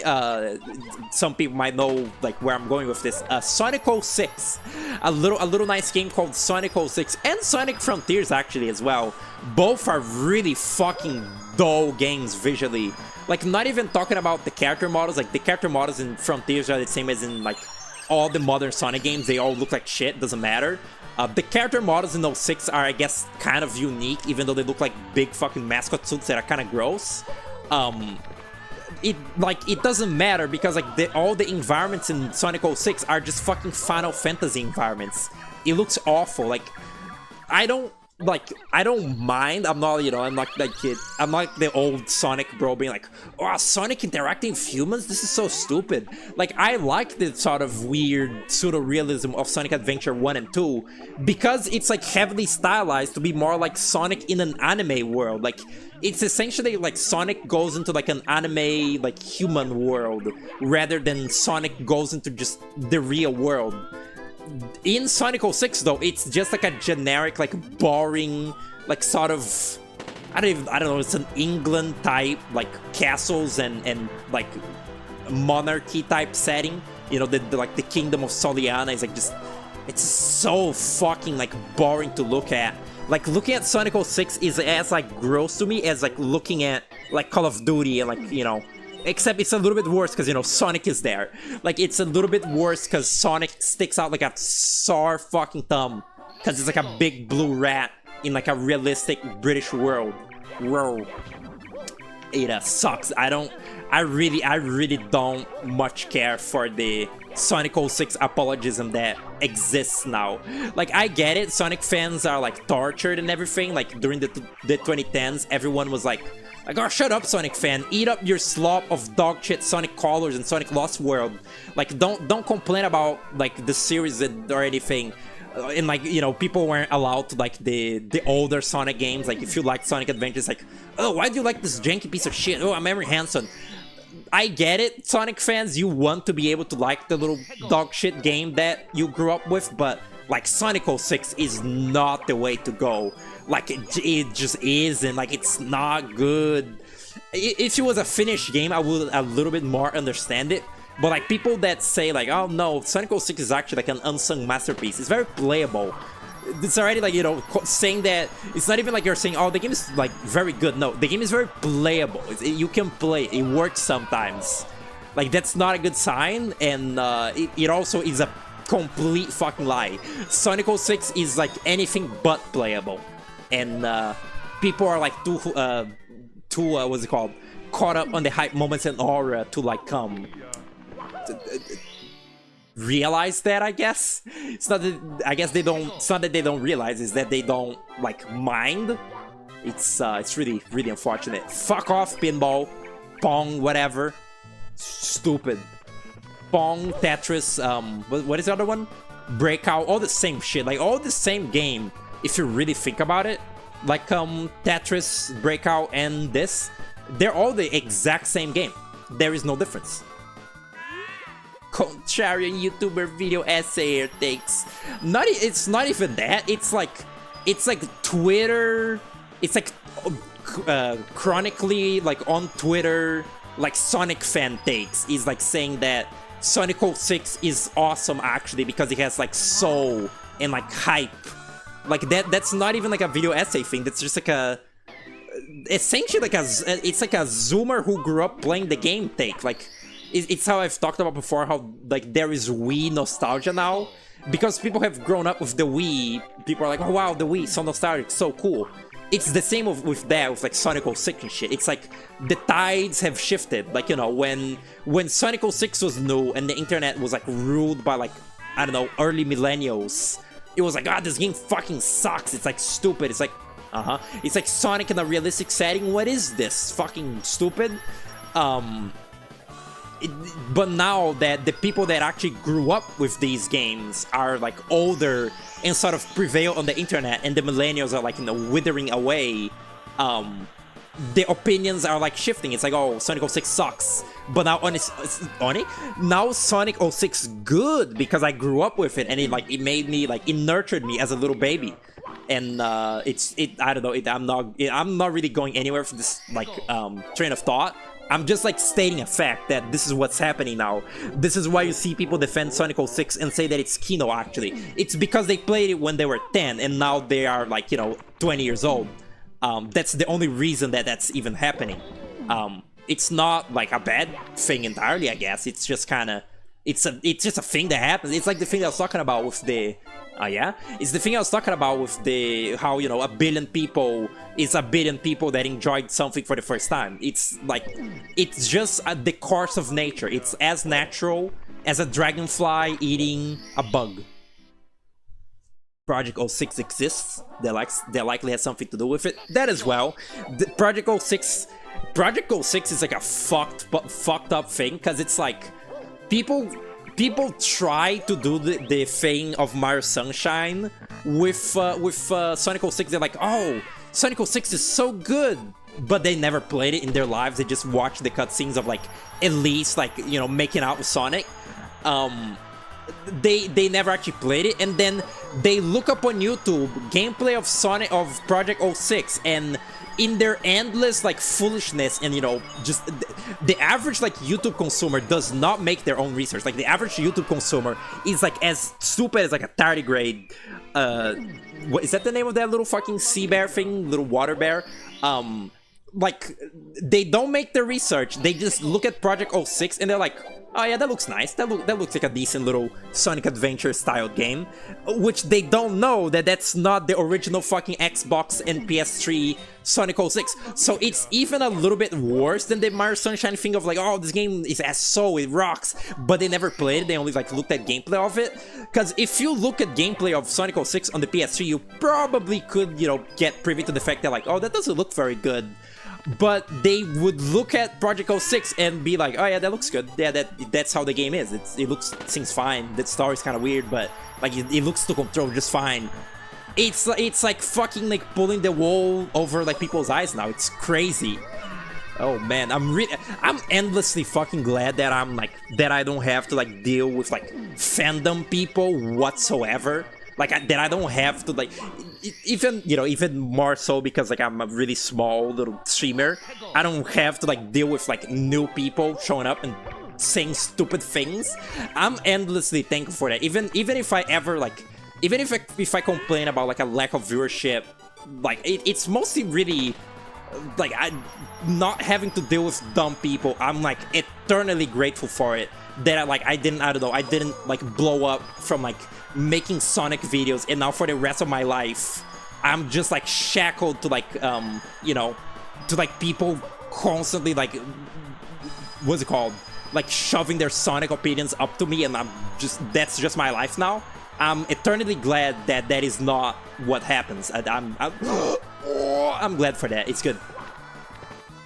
We're glad you're niche too.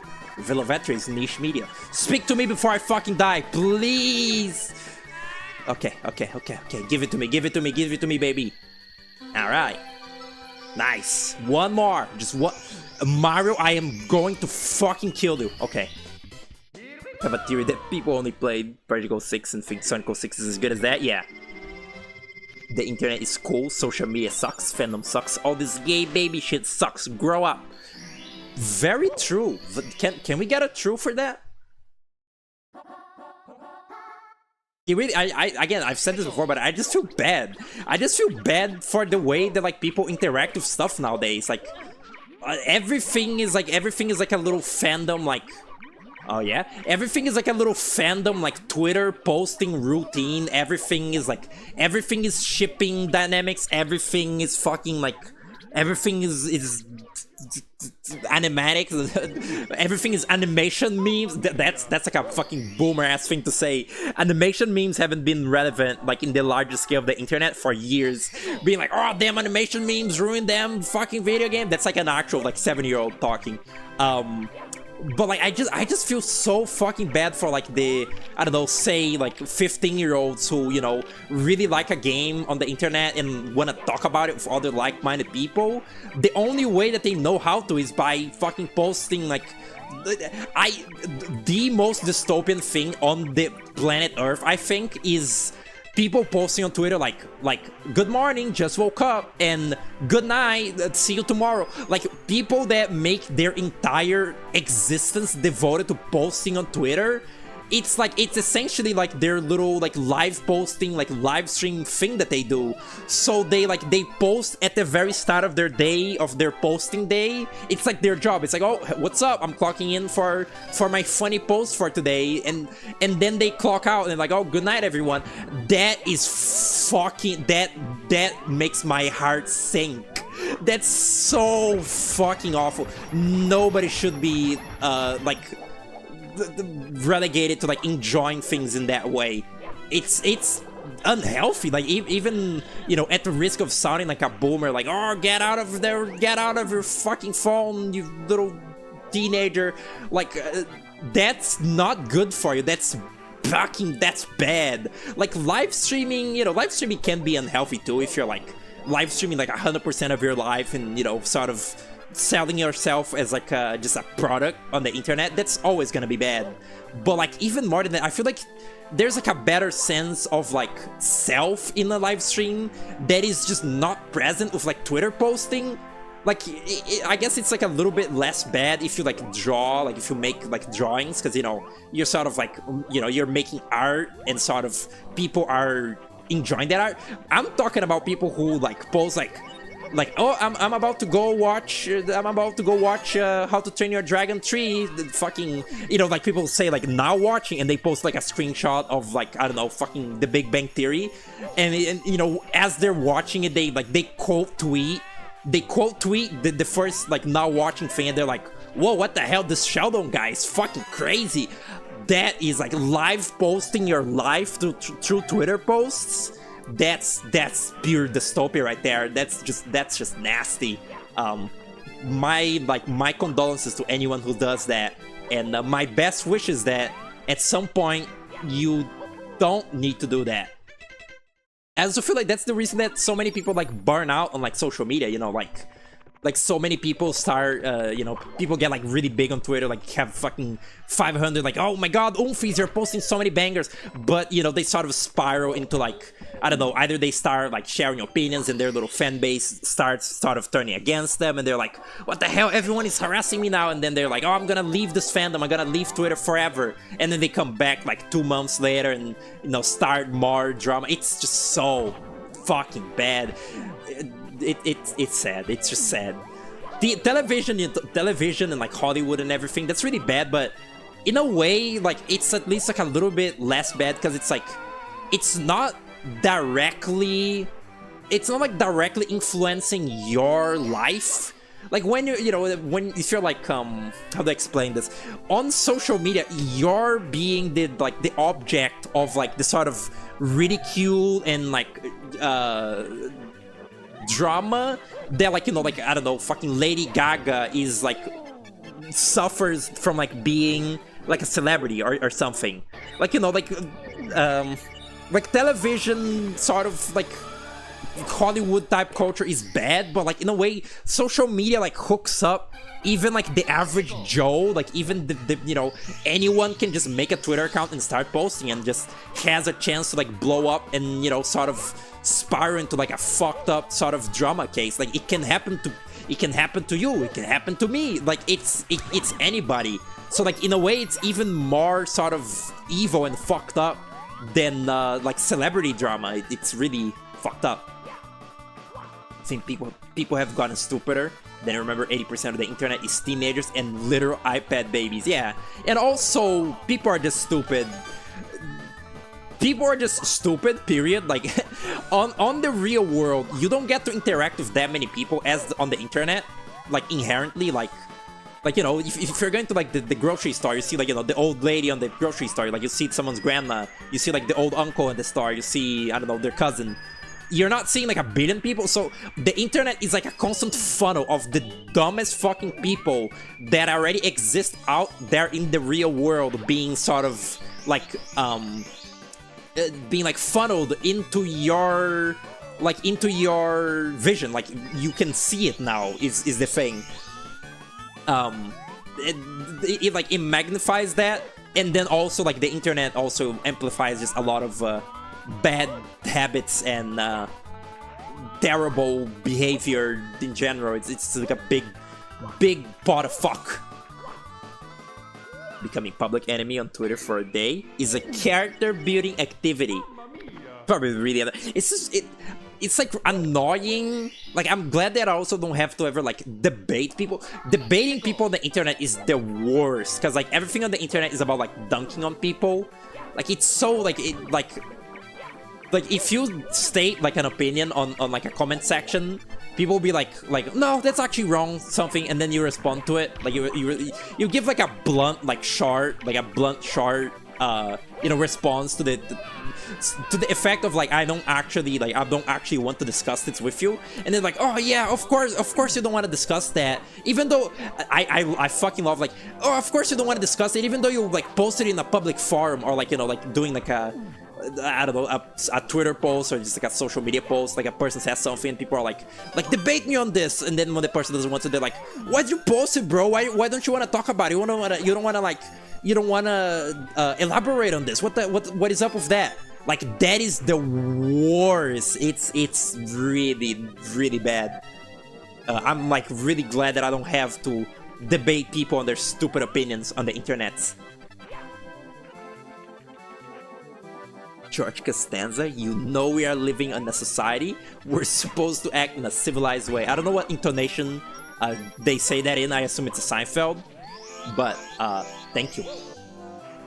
Used to get into many Twitter arguments when you're 13, 15. Horrible times, they never go anywhere and just made you feel bad. Yeah, it's like it just sucks for everyone involved, because like everything is about dunking and being based and like what's it called, like what is the word? This is a good thing. I'm like, this means that I'm not as like terminally online as I thought. Ratio, everything is about ratioing people. Like it's like, oh, you're a person A makes like a controversial statement, then person B is like, actually you're really stupid for that, and then person B that is like dunking on the first gets like a billion like likes on it, and people's like, oh, you're ratioed, your opinion is invalidated, like. And then it's fun. Everything is like, it's all fun and good until you get ratioed.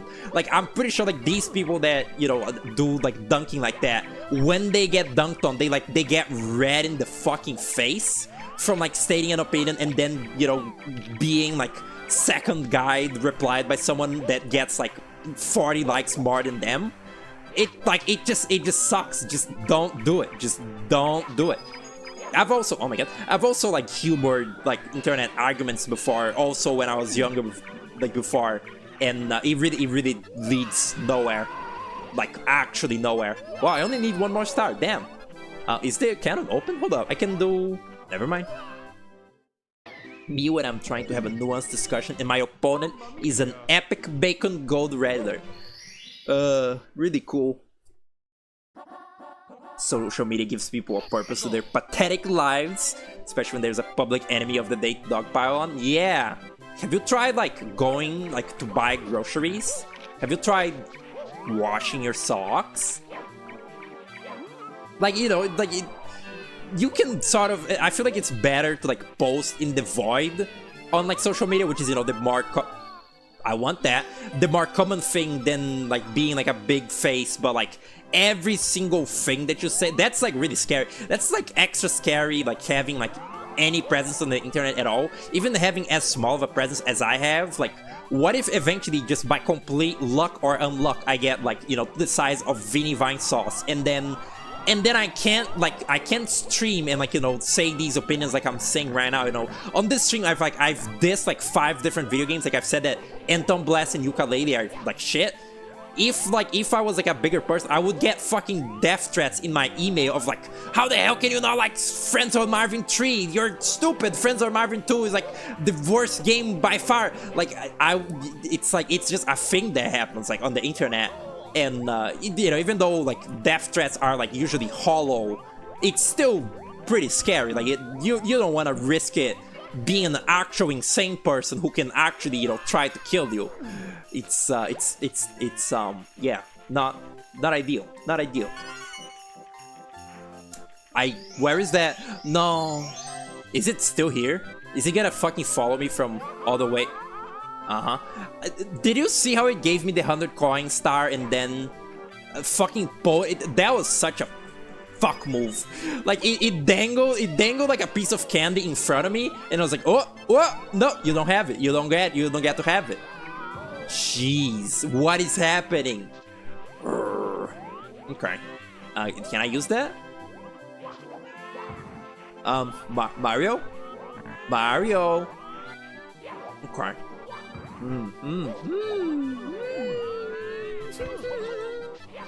I'm partial to Friends on Marvin Alpha 3 Upper for the Sega Saturn. Of course. What was the name of the...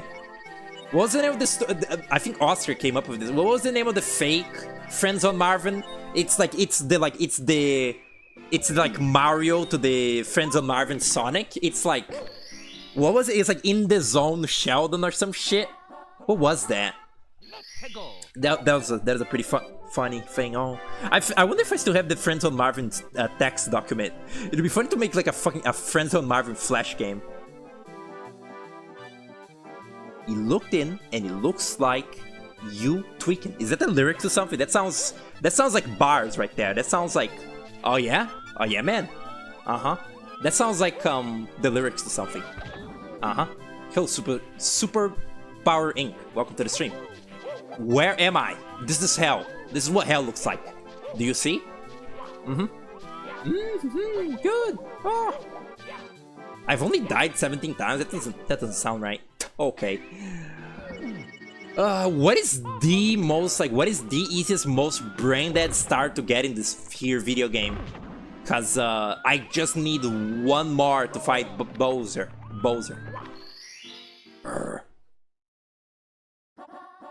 Look like, oh yeah, Mario bugs out in this ROM hack. He just does that. Wiggler is like screaming for its dear life.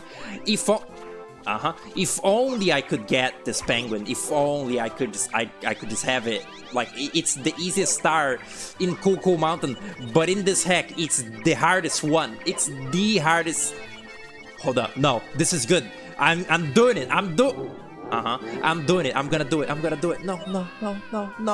Yeah. Oh no. We're still up. We're still on. We're so back. We're so fucking back. I have 1 health though. Please, Mario. No, Mario. Oh no. Oh. Don't. Okay, the baby doesn't disappear. Good. Just take it to the fucking man. Take it. I'm not even gonna do the fucking kill the baby bit, cause like I need to get the star. Look at Mario's waddle. Okay, I did it. Get it to me. Give it to me. Huh? Oh, good. Have to run to the store. Good luck, Wyatt. Be safe out there. See you around. That's a little delayed, Mario. Rocks. Alright, now the final boss of this. How long have this must be like... It's been what? Yeah, 2 hours. I was gonna say... I said this would be like a really short endeavor, but I got a bit carried away with like all the things that I've like... That I was talking about. Oh my god. And in the end, it went on for longer than I expected. I'm just gonna beat Bowser and like be done though. Fun little hack. Really, really annoying though. Like... By design, it's like nigh unplayable, especially with like the green demon and like the little... That'd be cool if there was like an option to turn these off. Like just turn off the thing where it can instant kill you if you don't do like that. This is not chaotic. This is the opposite of chaos. Like chaos is supposed to be unpredictable and like, you know, like just pure madness. But like I know when the little fucking D-pad thing appears and the fucking Pong thing appears, I know... Oh my god, Scuttlebug? I know what I'm supposed to like do. It's not chaotic at all. It's very predictable. It's just annoying. Like that's a really bad choice for this hack. Can't help it, but like even like deep analyze the stupid streamer bait ROM hack. Okay. What was I gonna say? It was about Mario. No, it wasn't. I'm a sign, by the way. It's pretty fucking cool. Mario, analyzing Mario. Ow. Don't know. What the fuck am I? Oh, just green and purple Mario. Whoa! Oh, I never did do a Mario 64 co-op stream, now did I? Like with my friends. That's probably because. Oh no. Oh.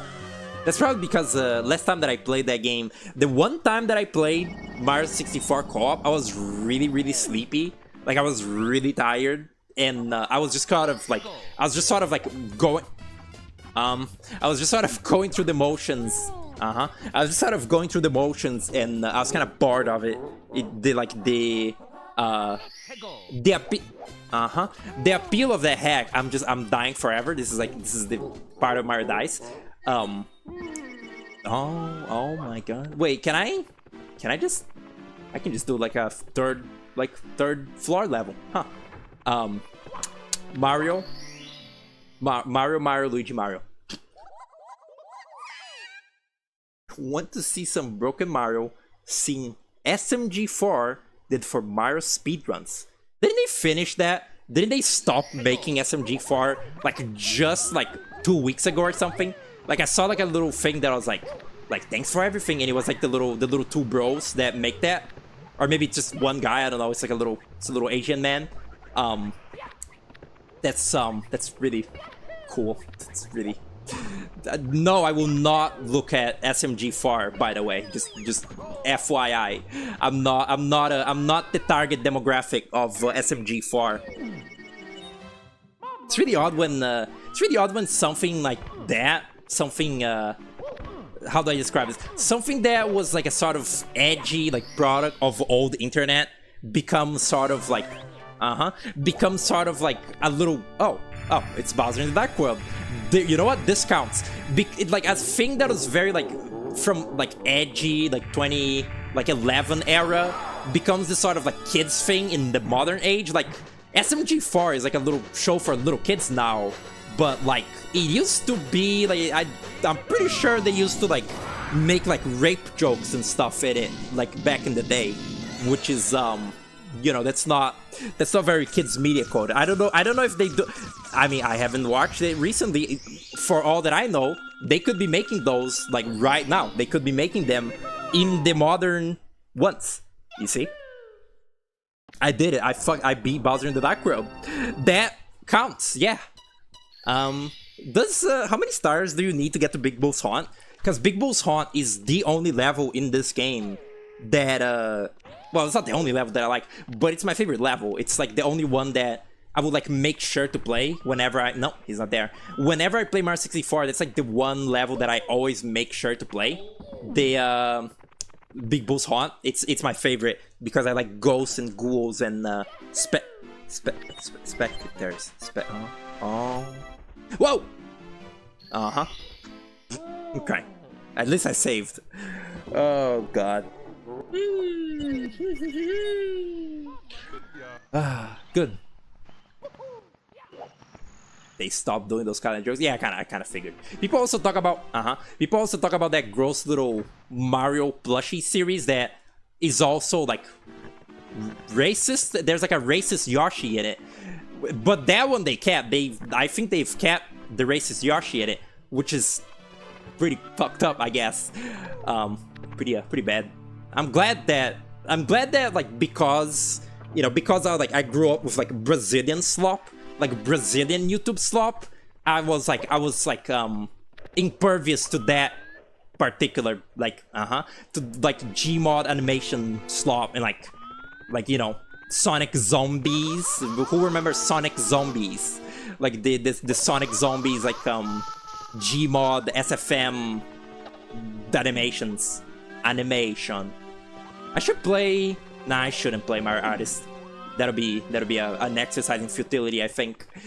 Mario Artist though, sweet fucking game right there. It's pretty fun. Good soundtrack. That's Koji Kondo, right? Little man. What did I just said that.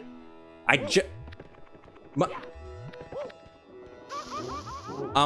forgot. What was I saying? Jesus Christ, I'm stupid. I think it's like 10 stars to get the fucking Big Bull's Haunt. My god. There's the on-set dementia again. Super Mario Logan, yeah. And people still like that too. Like Zoomers that like grew up with it, like that are now like 18 years old, still like it. Like despite the fact that maybe they're not the target audience anymore. Like, you know, like maybe they were the target audience when they were 12, but still being into it now, that's like that. I don't find that very I don't find the prospect of that very promising. Yeah, no. Same as like liking like Roblox at like 20 years of age. I don't hate you for it, but I am judging you very deeply, just so you know.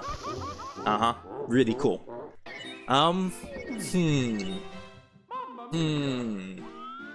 The mole thing, the mole star. That's yes. Can I even get the mole? I think I can get the mole. That's not the mole. The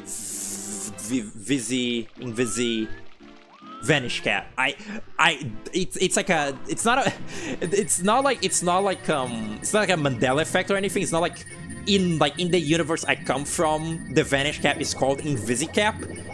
That's just the name that it like goes by in my head. Like whenever that I think of the Vanish Cap, I always just think it's called Invisicap, cause like I don't know, it's a better name, I guess. And it's not though. It isn't. They never brought back the. I guess they never brought back the caps in this game to begin with. That's kind of crazy, isn't it? That's a pretty iconic thing in this game. Is the wing cap, the metal cap, and the Vanish Cap. And they don't have that in like any other game. In Mario Galaxy, they have like they have like a little flying power-up where you get like a black mushroom. And, like Mario can fly around like as if it's the wing cap, kinda. But it's like it's different physics than this game. And like then after that, they never brought back anything like it. Like not even as much as like a reference, I don't think. Oh yeah, I was gonna say earlier when I was talking about how 3D platformers kind of died out, and like you know 3D platformers briefly came back for like 2017 with like Mario Odyssey and Hat in Time and stuff. I guess you know they have Donkey Kong Bonanza now, but like it's been quite a while since Mario Odyssey, huh? Like Odyssey. Why did I say it like that? It's been quite a while since that game. Like they haven't really milked Mario, like main Mario, in a while. I guess like it's not like 3D like land is main Mario anyway. It's not like it's not like that counts. 3D World is the mainline one, and even then that was like the Wii U era. It's like, what happened? It was like, it was like a while before Odyssey. Like there was like an amount of time between 3D World and Odyssey. Maybe honestly, it's probably been less time between 3D World and Mario Odyssey than Mario Odyssey and like now, which is kind of nutty. Is that gonna kill me? No, right? Does it remove? Yeah, it just removes one death. That's so dumb. I kind of want the 8 red little man, cause I want the big Bullhorn, and this is an easy one, kinda. It's actually not that easy at all now that I think about it, because the physics are shit. Oh, is that gonna give me 100 coin? No, right? That's not it. The game is gonna crash. No, don't do that. Stop spawning coins. Okay, we're good. We're good. A great fucking enemy, by the way. I didn't really think about this until like Gabriel pointed this out, but the really great enemies in Mario 64. A fucking metal ball that spits fire. Like I love this game's weird aesthetic. Like even this tile set with like, what is that? What are these walls? Just like pyramids and shit. Like these sort of like placeholder textures this game has. It feels so un-Mario-esque. Like a Mario game nowadays would never look grayish and like sort of grimy like this moat area. This like weird vanish cap secret. Oh yeah? And like that's like the most unique thing about Mario 64 to me, is because of the way that this is like not an unfinished, but like an early console, like early 3D game. Like, you know, just sort of like one of the very first like real big 3D games out there. There's just so much that's really odd about it, and I really enjoy it. Like I enjoy how sort of just boring this game looks. Like again, it's weird with the thing that I just said about how I always prefer whimsy over like realism, you know, with like Mario Odyssey, but like I love how this game doesn't look like a Mario game. Like so many like textures in it are fucking boring. So many enemies in it don't look like Mario enemies, just look like generic fucking little polygonal like test mod. I love it. It's like awesome. Like I've talked about this before as well. I like the Mario game the more that it doesn't feel like a Mario game. Like the more that a Mario game is sort of, oh shit, that's not useful. The more that a Mario game is sort of like abnormal and like not like the rest, the more I like it in a way. Like that's my metric for enjoyment of like the Mario series. Is it like weird and like quirky? If yes, then I probably would like it. Yeah. Like this is weird and quirky in the way that it's, you know, out of the style of actual regular Mario. Like compare this to like Mario World, and then, you know, Mario Sunshine it's more Mario-y, but it has a very unique aesthetic that is like not in any other Mario game. It's very, you know, swarthy and like Treasure Company, or what is the name? Treasure Inc. You know, just Treasure, the guys that made like Wario World. It's very like that. It's very colorful and, for the lack of a better word, Japanese. I like it. It's good. Mario's like fully green now. Oh yeah, that's not there yet. Dear God, I might not get to Big Bull's Haunt after all. I'm running out of steam, and this game is like not cooperating. So yeah, I could swear that. Yeah, no, I think that the Big Bull's Haunt is like 10 stars or something. If it isn't 10, then I'm just wasting my time though. What is a really easy star? Really easy star. I guess Shifting Sandland has... Hazy Maze Cave has Dory. The Dory mission is pretty fucking brain dead. Let's go. Go, Mario, go! Mario hasn't drank his milk yet. Remember that they got milk ad for Mario? Where like the little kid says like, "Go, Mario, jump!" It's pretty funny. Okay, Hazy Maze Cave. As a kid, I did not understand what the fuck the name of this level meant. Like, even when I started getting like a better understanding of English, there's still, you know, many words that I just plain didn't know. and hazy was one of those words. Like I did not know that hazy meant like, you know, blurry or like foggy. So I was like, what the fuck does that level like mean? Hazy maze? Like I knew what maze meant, you know, like a labyrinth, and cave is, you know, obviously a cave. But I didn't know what hazy was. So I was kind of like, what the fuck is the theme of this level? What is this? This is a big cave. Oh, cool. Awesome. I wonder if it's the thing where like people say that Hazy Maze Cave is the like sewage system of green again. Like the thing where people say that Hazy Maze Cave is the sewage system of Peach's Castle. Is that little theory or just stupid fan interpretation that is entirely stupid and not real? Is that only because of Conker's Bad Fur Day? Like, is that literally the only reason that people say that? Because, you know, this area has like the little toxic like mist cave and also these like big balls that I guess the theory would have you believe that that's shit, that those are big shit balls, but like no, that's not. It's a cave. That's not it. That's not real. But in, you know, in Conker's Bad Fur Day, conspicuously Conker's Bad Fur Day is the only game to actually have a shit-based world where big shitballs roll around, and you know, you gotta, I guess you don't avoid them, but you do roll big shitballs. Is that the only reason that people think that the sewage system thing?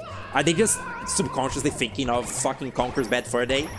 That's really dumb if so. Oh, I thought that was gonna carry me like through the air up to the little island and it was gonna be cool, but it didn't do that. Jesus, go. No, okay, I'm going. I can only go left. Would it be fucked up if I just like stole corruptions from Vinny? Like that I think that's a thing that some people do, like besides Vinny, is like corrupting games. But like, what if I literally just started making streams that I call Corruption Stockpile, and I just like corrupt games from like N64 up to like PS2 and shit, and like that's just it now. Do you think I could get into like legal trouble for that? What the fuck are these controls? Okay. Also, I love Dori's model in this game. I despise Dori's like redesign for like the more modern Mario games. It's so boring. I love how in this game she's literally just a Loch Ness monster. Like this is just a realistic fucking plesiosaur. It's not like a cartoony dinosaur or anything. It has like little like dolphin eyes, and like it's sort of realistically textured to an extent.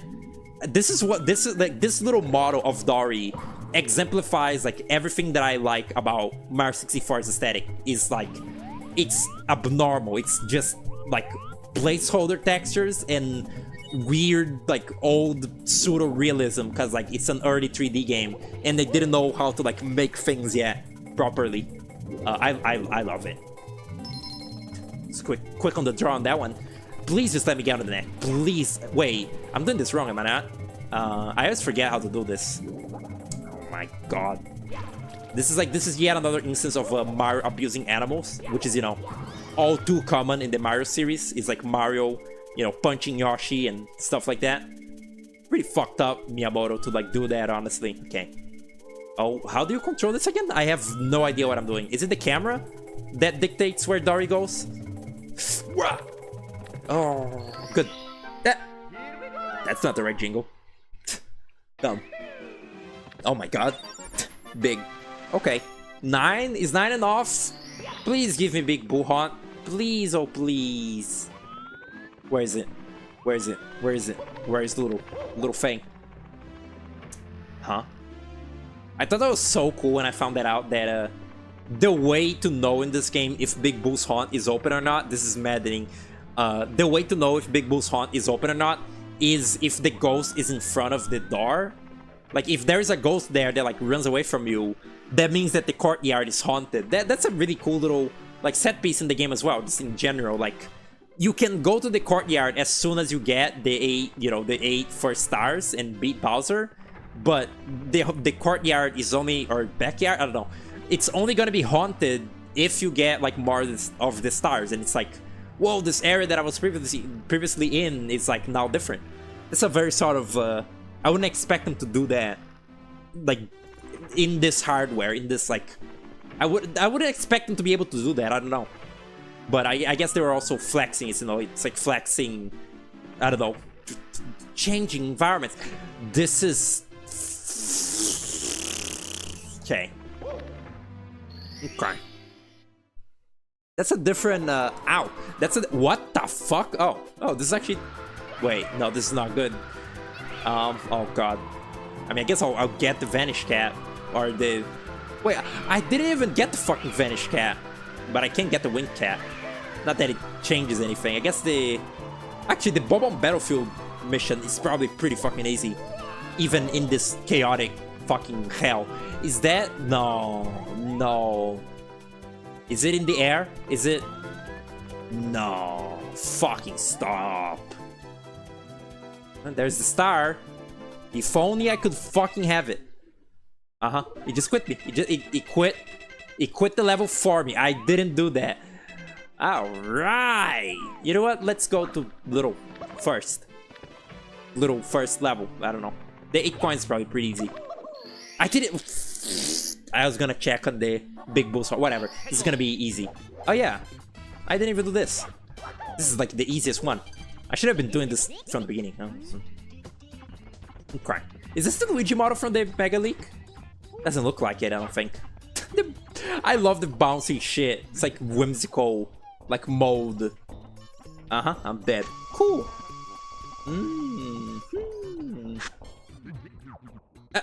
What the fuck was that? It sounded like Yoshi. It sounded like the King of all Cosmos. Did I say on stream that I played like 2 seconds of the of Once Upon a Katamari and that it like felt mildly kind of bad? Like it wasn't like unplayable. Like I only played the tutorial and then it stopped working right on my computer. But like I've heard that the physics in Once Upon a Katamari are based off the mobile game Katamari Rolling Live instead of the fucking Katamari Damacy rerolls that they did, like the first and second reroll. Which, like, why? I guess it's probably like easier, like it's probably easier to like part the engine of that, but like that's so stupid, and like apparently it feels off. Like I've heard people say that it's just a watered down version of We Love Katamari with worse physics and like just less charm, and that's really unfortunate. I kind of expected that though. Like from the fact that it's a modern Katamari game, I would be impressed if it wasn't fucking slop, and as it turns out, it is fucking slop. Apparently, it's playable slop, but it's still like bleh. An example of unplayable slop would be me and my Katamari, which is the really bad PSP one. Yeah.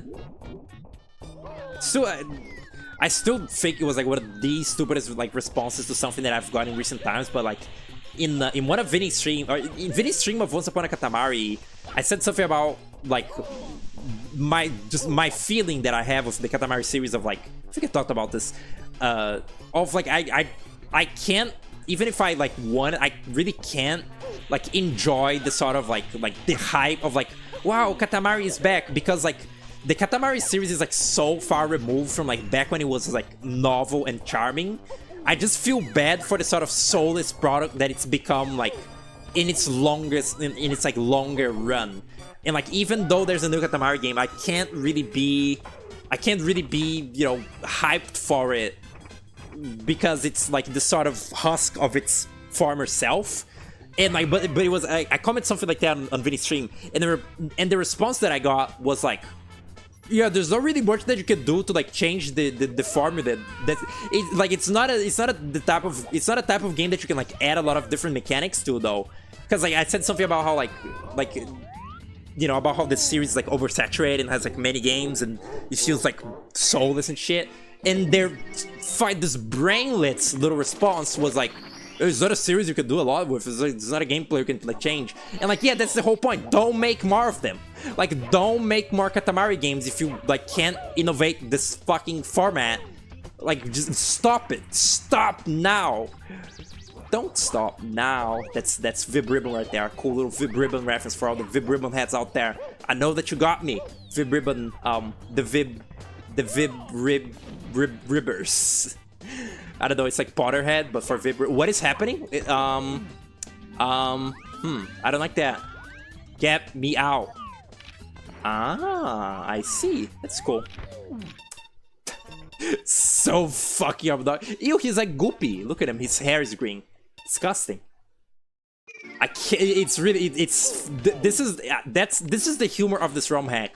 How fucking difficult it is to just get to one singular star. Wow. Huh. Did I just pause buffer the fucking green demon? Interesting. Okay. That's cool. Uh-huh. Fascinating. Alright. Do it. Do it now. Oh my god, this one looks like Wega a little bit. This, like, Mario fucking color palette. Looks like Wega. Did I open the cannon? The fucking... Oh my god. Okay. The cannon... These cannons in this level have always been annoying. This is not even like a matter of the fucking Chaos Edition. It's just like this. It just sucks. Okay. Let me try from the other... Whoa, let me try from the other cannon. From the one on the little early area. Look at the shit that I can do in this game. For a very brief moment, I've like appreciated that this game is like a real platformer and not a tank controls platformer. Like, did you see how I could like jump directly to the side there, even though the camera was like facing a wrong direction that was like fucking me over? You couldn't do that shit in like Croc, The Legend of Gobbles or whatever, shitty little game. Like, this game was like, I think the first real 3D platformer that had actual controls in it instead of shitty fucking tank controls. And for a very brief moment there with that camera incident, I just became more appreciative of the fact that it's like this and not tank. That's also like a boomer thing that I've been seeing recently. Like Blue Sky is like the worst fucking social media ever made because it's all like D&D and like video game like millennial nerds. It's like fucking Quirk Chunga Central. It's like actually like it's like a mix of Reddit and Facebook.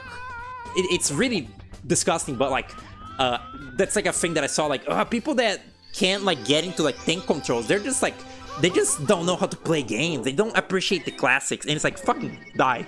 Like, just actually like die. It's like stupid. Grow up. Tank controls, there's a reason we don't use them anymore. Jungs. If it's an action game, I guess it's like not the worst thing to have tank controls, but like something like Croc like baffles me that even exists. Stupid. Sucks. Like, I adamantly think that like in some ways, like Blue Sky, I think it's just worse than Twitter. Like, it's not, maybe not, it's not in its contents, but it's not that hard to like filter out the shit that you see on Twitter anyway. Like, you can just kind of like certain types of posts and like not engage with like, you know, rage bait, and then your feed is like good. There is no such a thing, like, there's no such thing like that on Blue Sky though. Like, it's just complete ass. Like, it's just, the discover page doesn't work. It's all fucking like here's my cat on Blue Sky, everyone. It's like a, you know, like a fucking like 30-year-old millennial. Like, here's my cat. Here's like a picture of my cat, like with a little fucking hat on its head. It's like, it's just fucking like complete Quirk Chungus shit. It's like awful. Like, people complain about Reddit being like quirky millennial like humor shit. It's like, I assure you that Blue Sky is like worse. It's fucking awful. And like I feel especially validated on this with how Greyfield, like back when like people were like dooming really hard about Twitter, being like, oh no, Elon Musk like fucking took over Twitter, it's gonna be awful now, it's like, it sucks. Like, he bought into, you know, he bought into like switching over to Blue Sky, but eventually he was like, you know what, this fucking social media is terrible, I'm going back to Twitter. And guess what, right now Greyfield only like tweets on Twitter. Like, he like doesn't use his Blue Sky whatsoever because it sucks. It's like a Twitter but less functional. Like, people are like, oh, it's Twitter but it says toxic. Yeah, it doesn't matter if it doesn't work. It doesn't matter if it's like, oh, he tripped. It's like fucking Smash Brawl. It doesn't matter if it like literally doesn't function. It's worthless. Is it out? If the fucking bull isn't here, I'm just gonna stop playing. Can you stop doing that, Mario? Stop that now. Stop it. Stop. Okay, good. Is it there? Nope. Okay, I'm finishing this. I'm finishing this stream.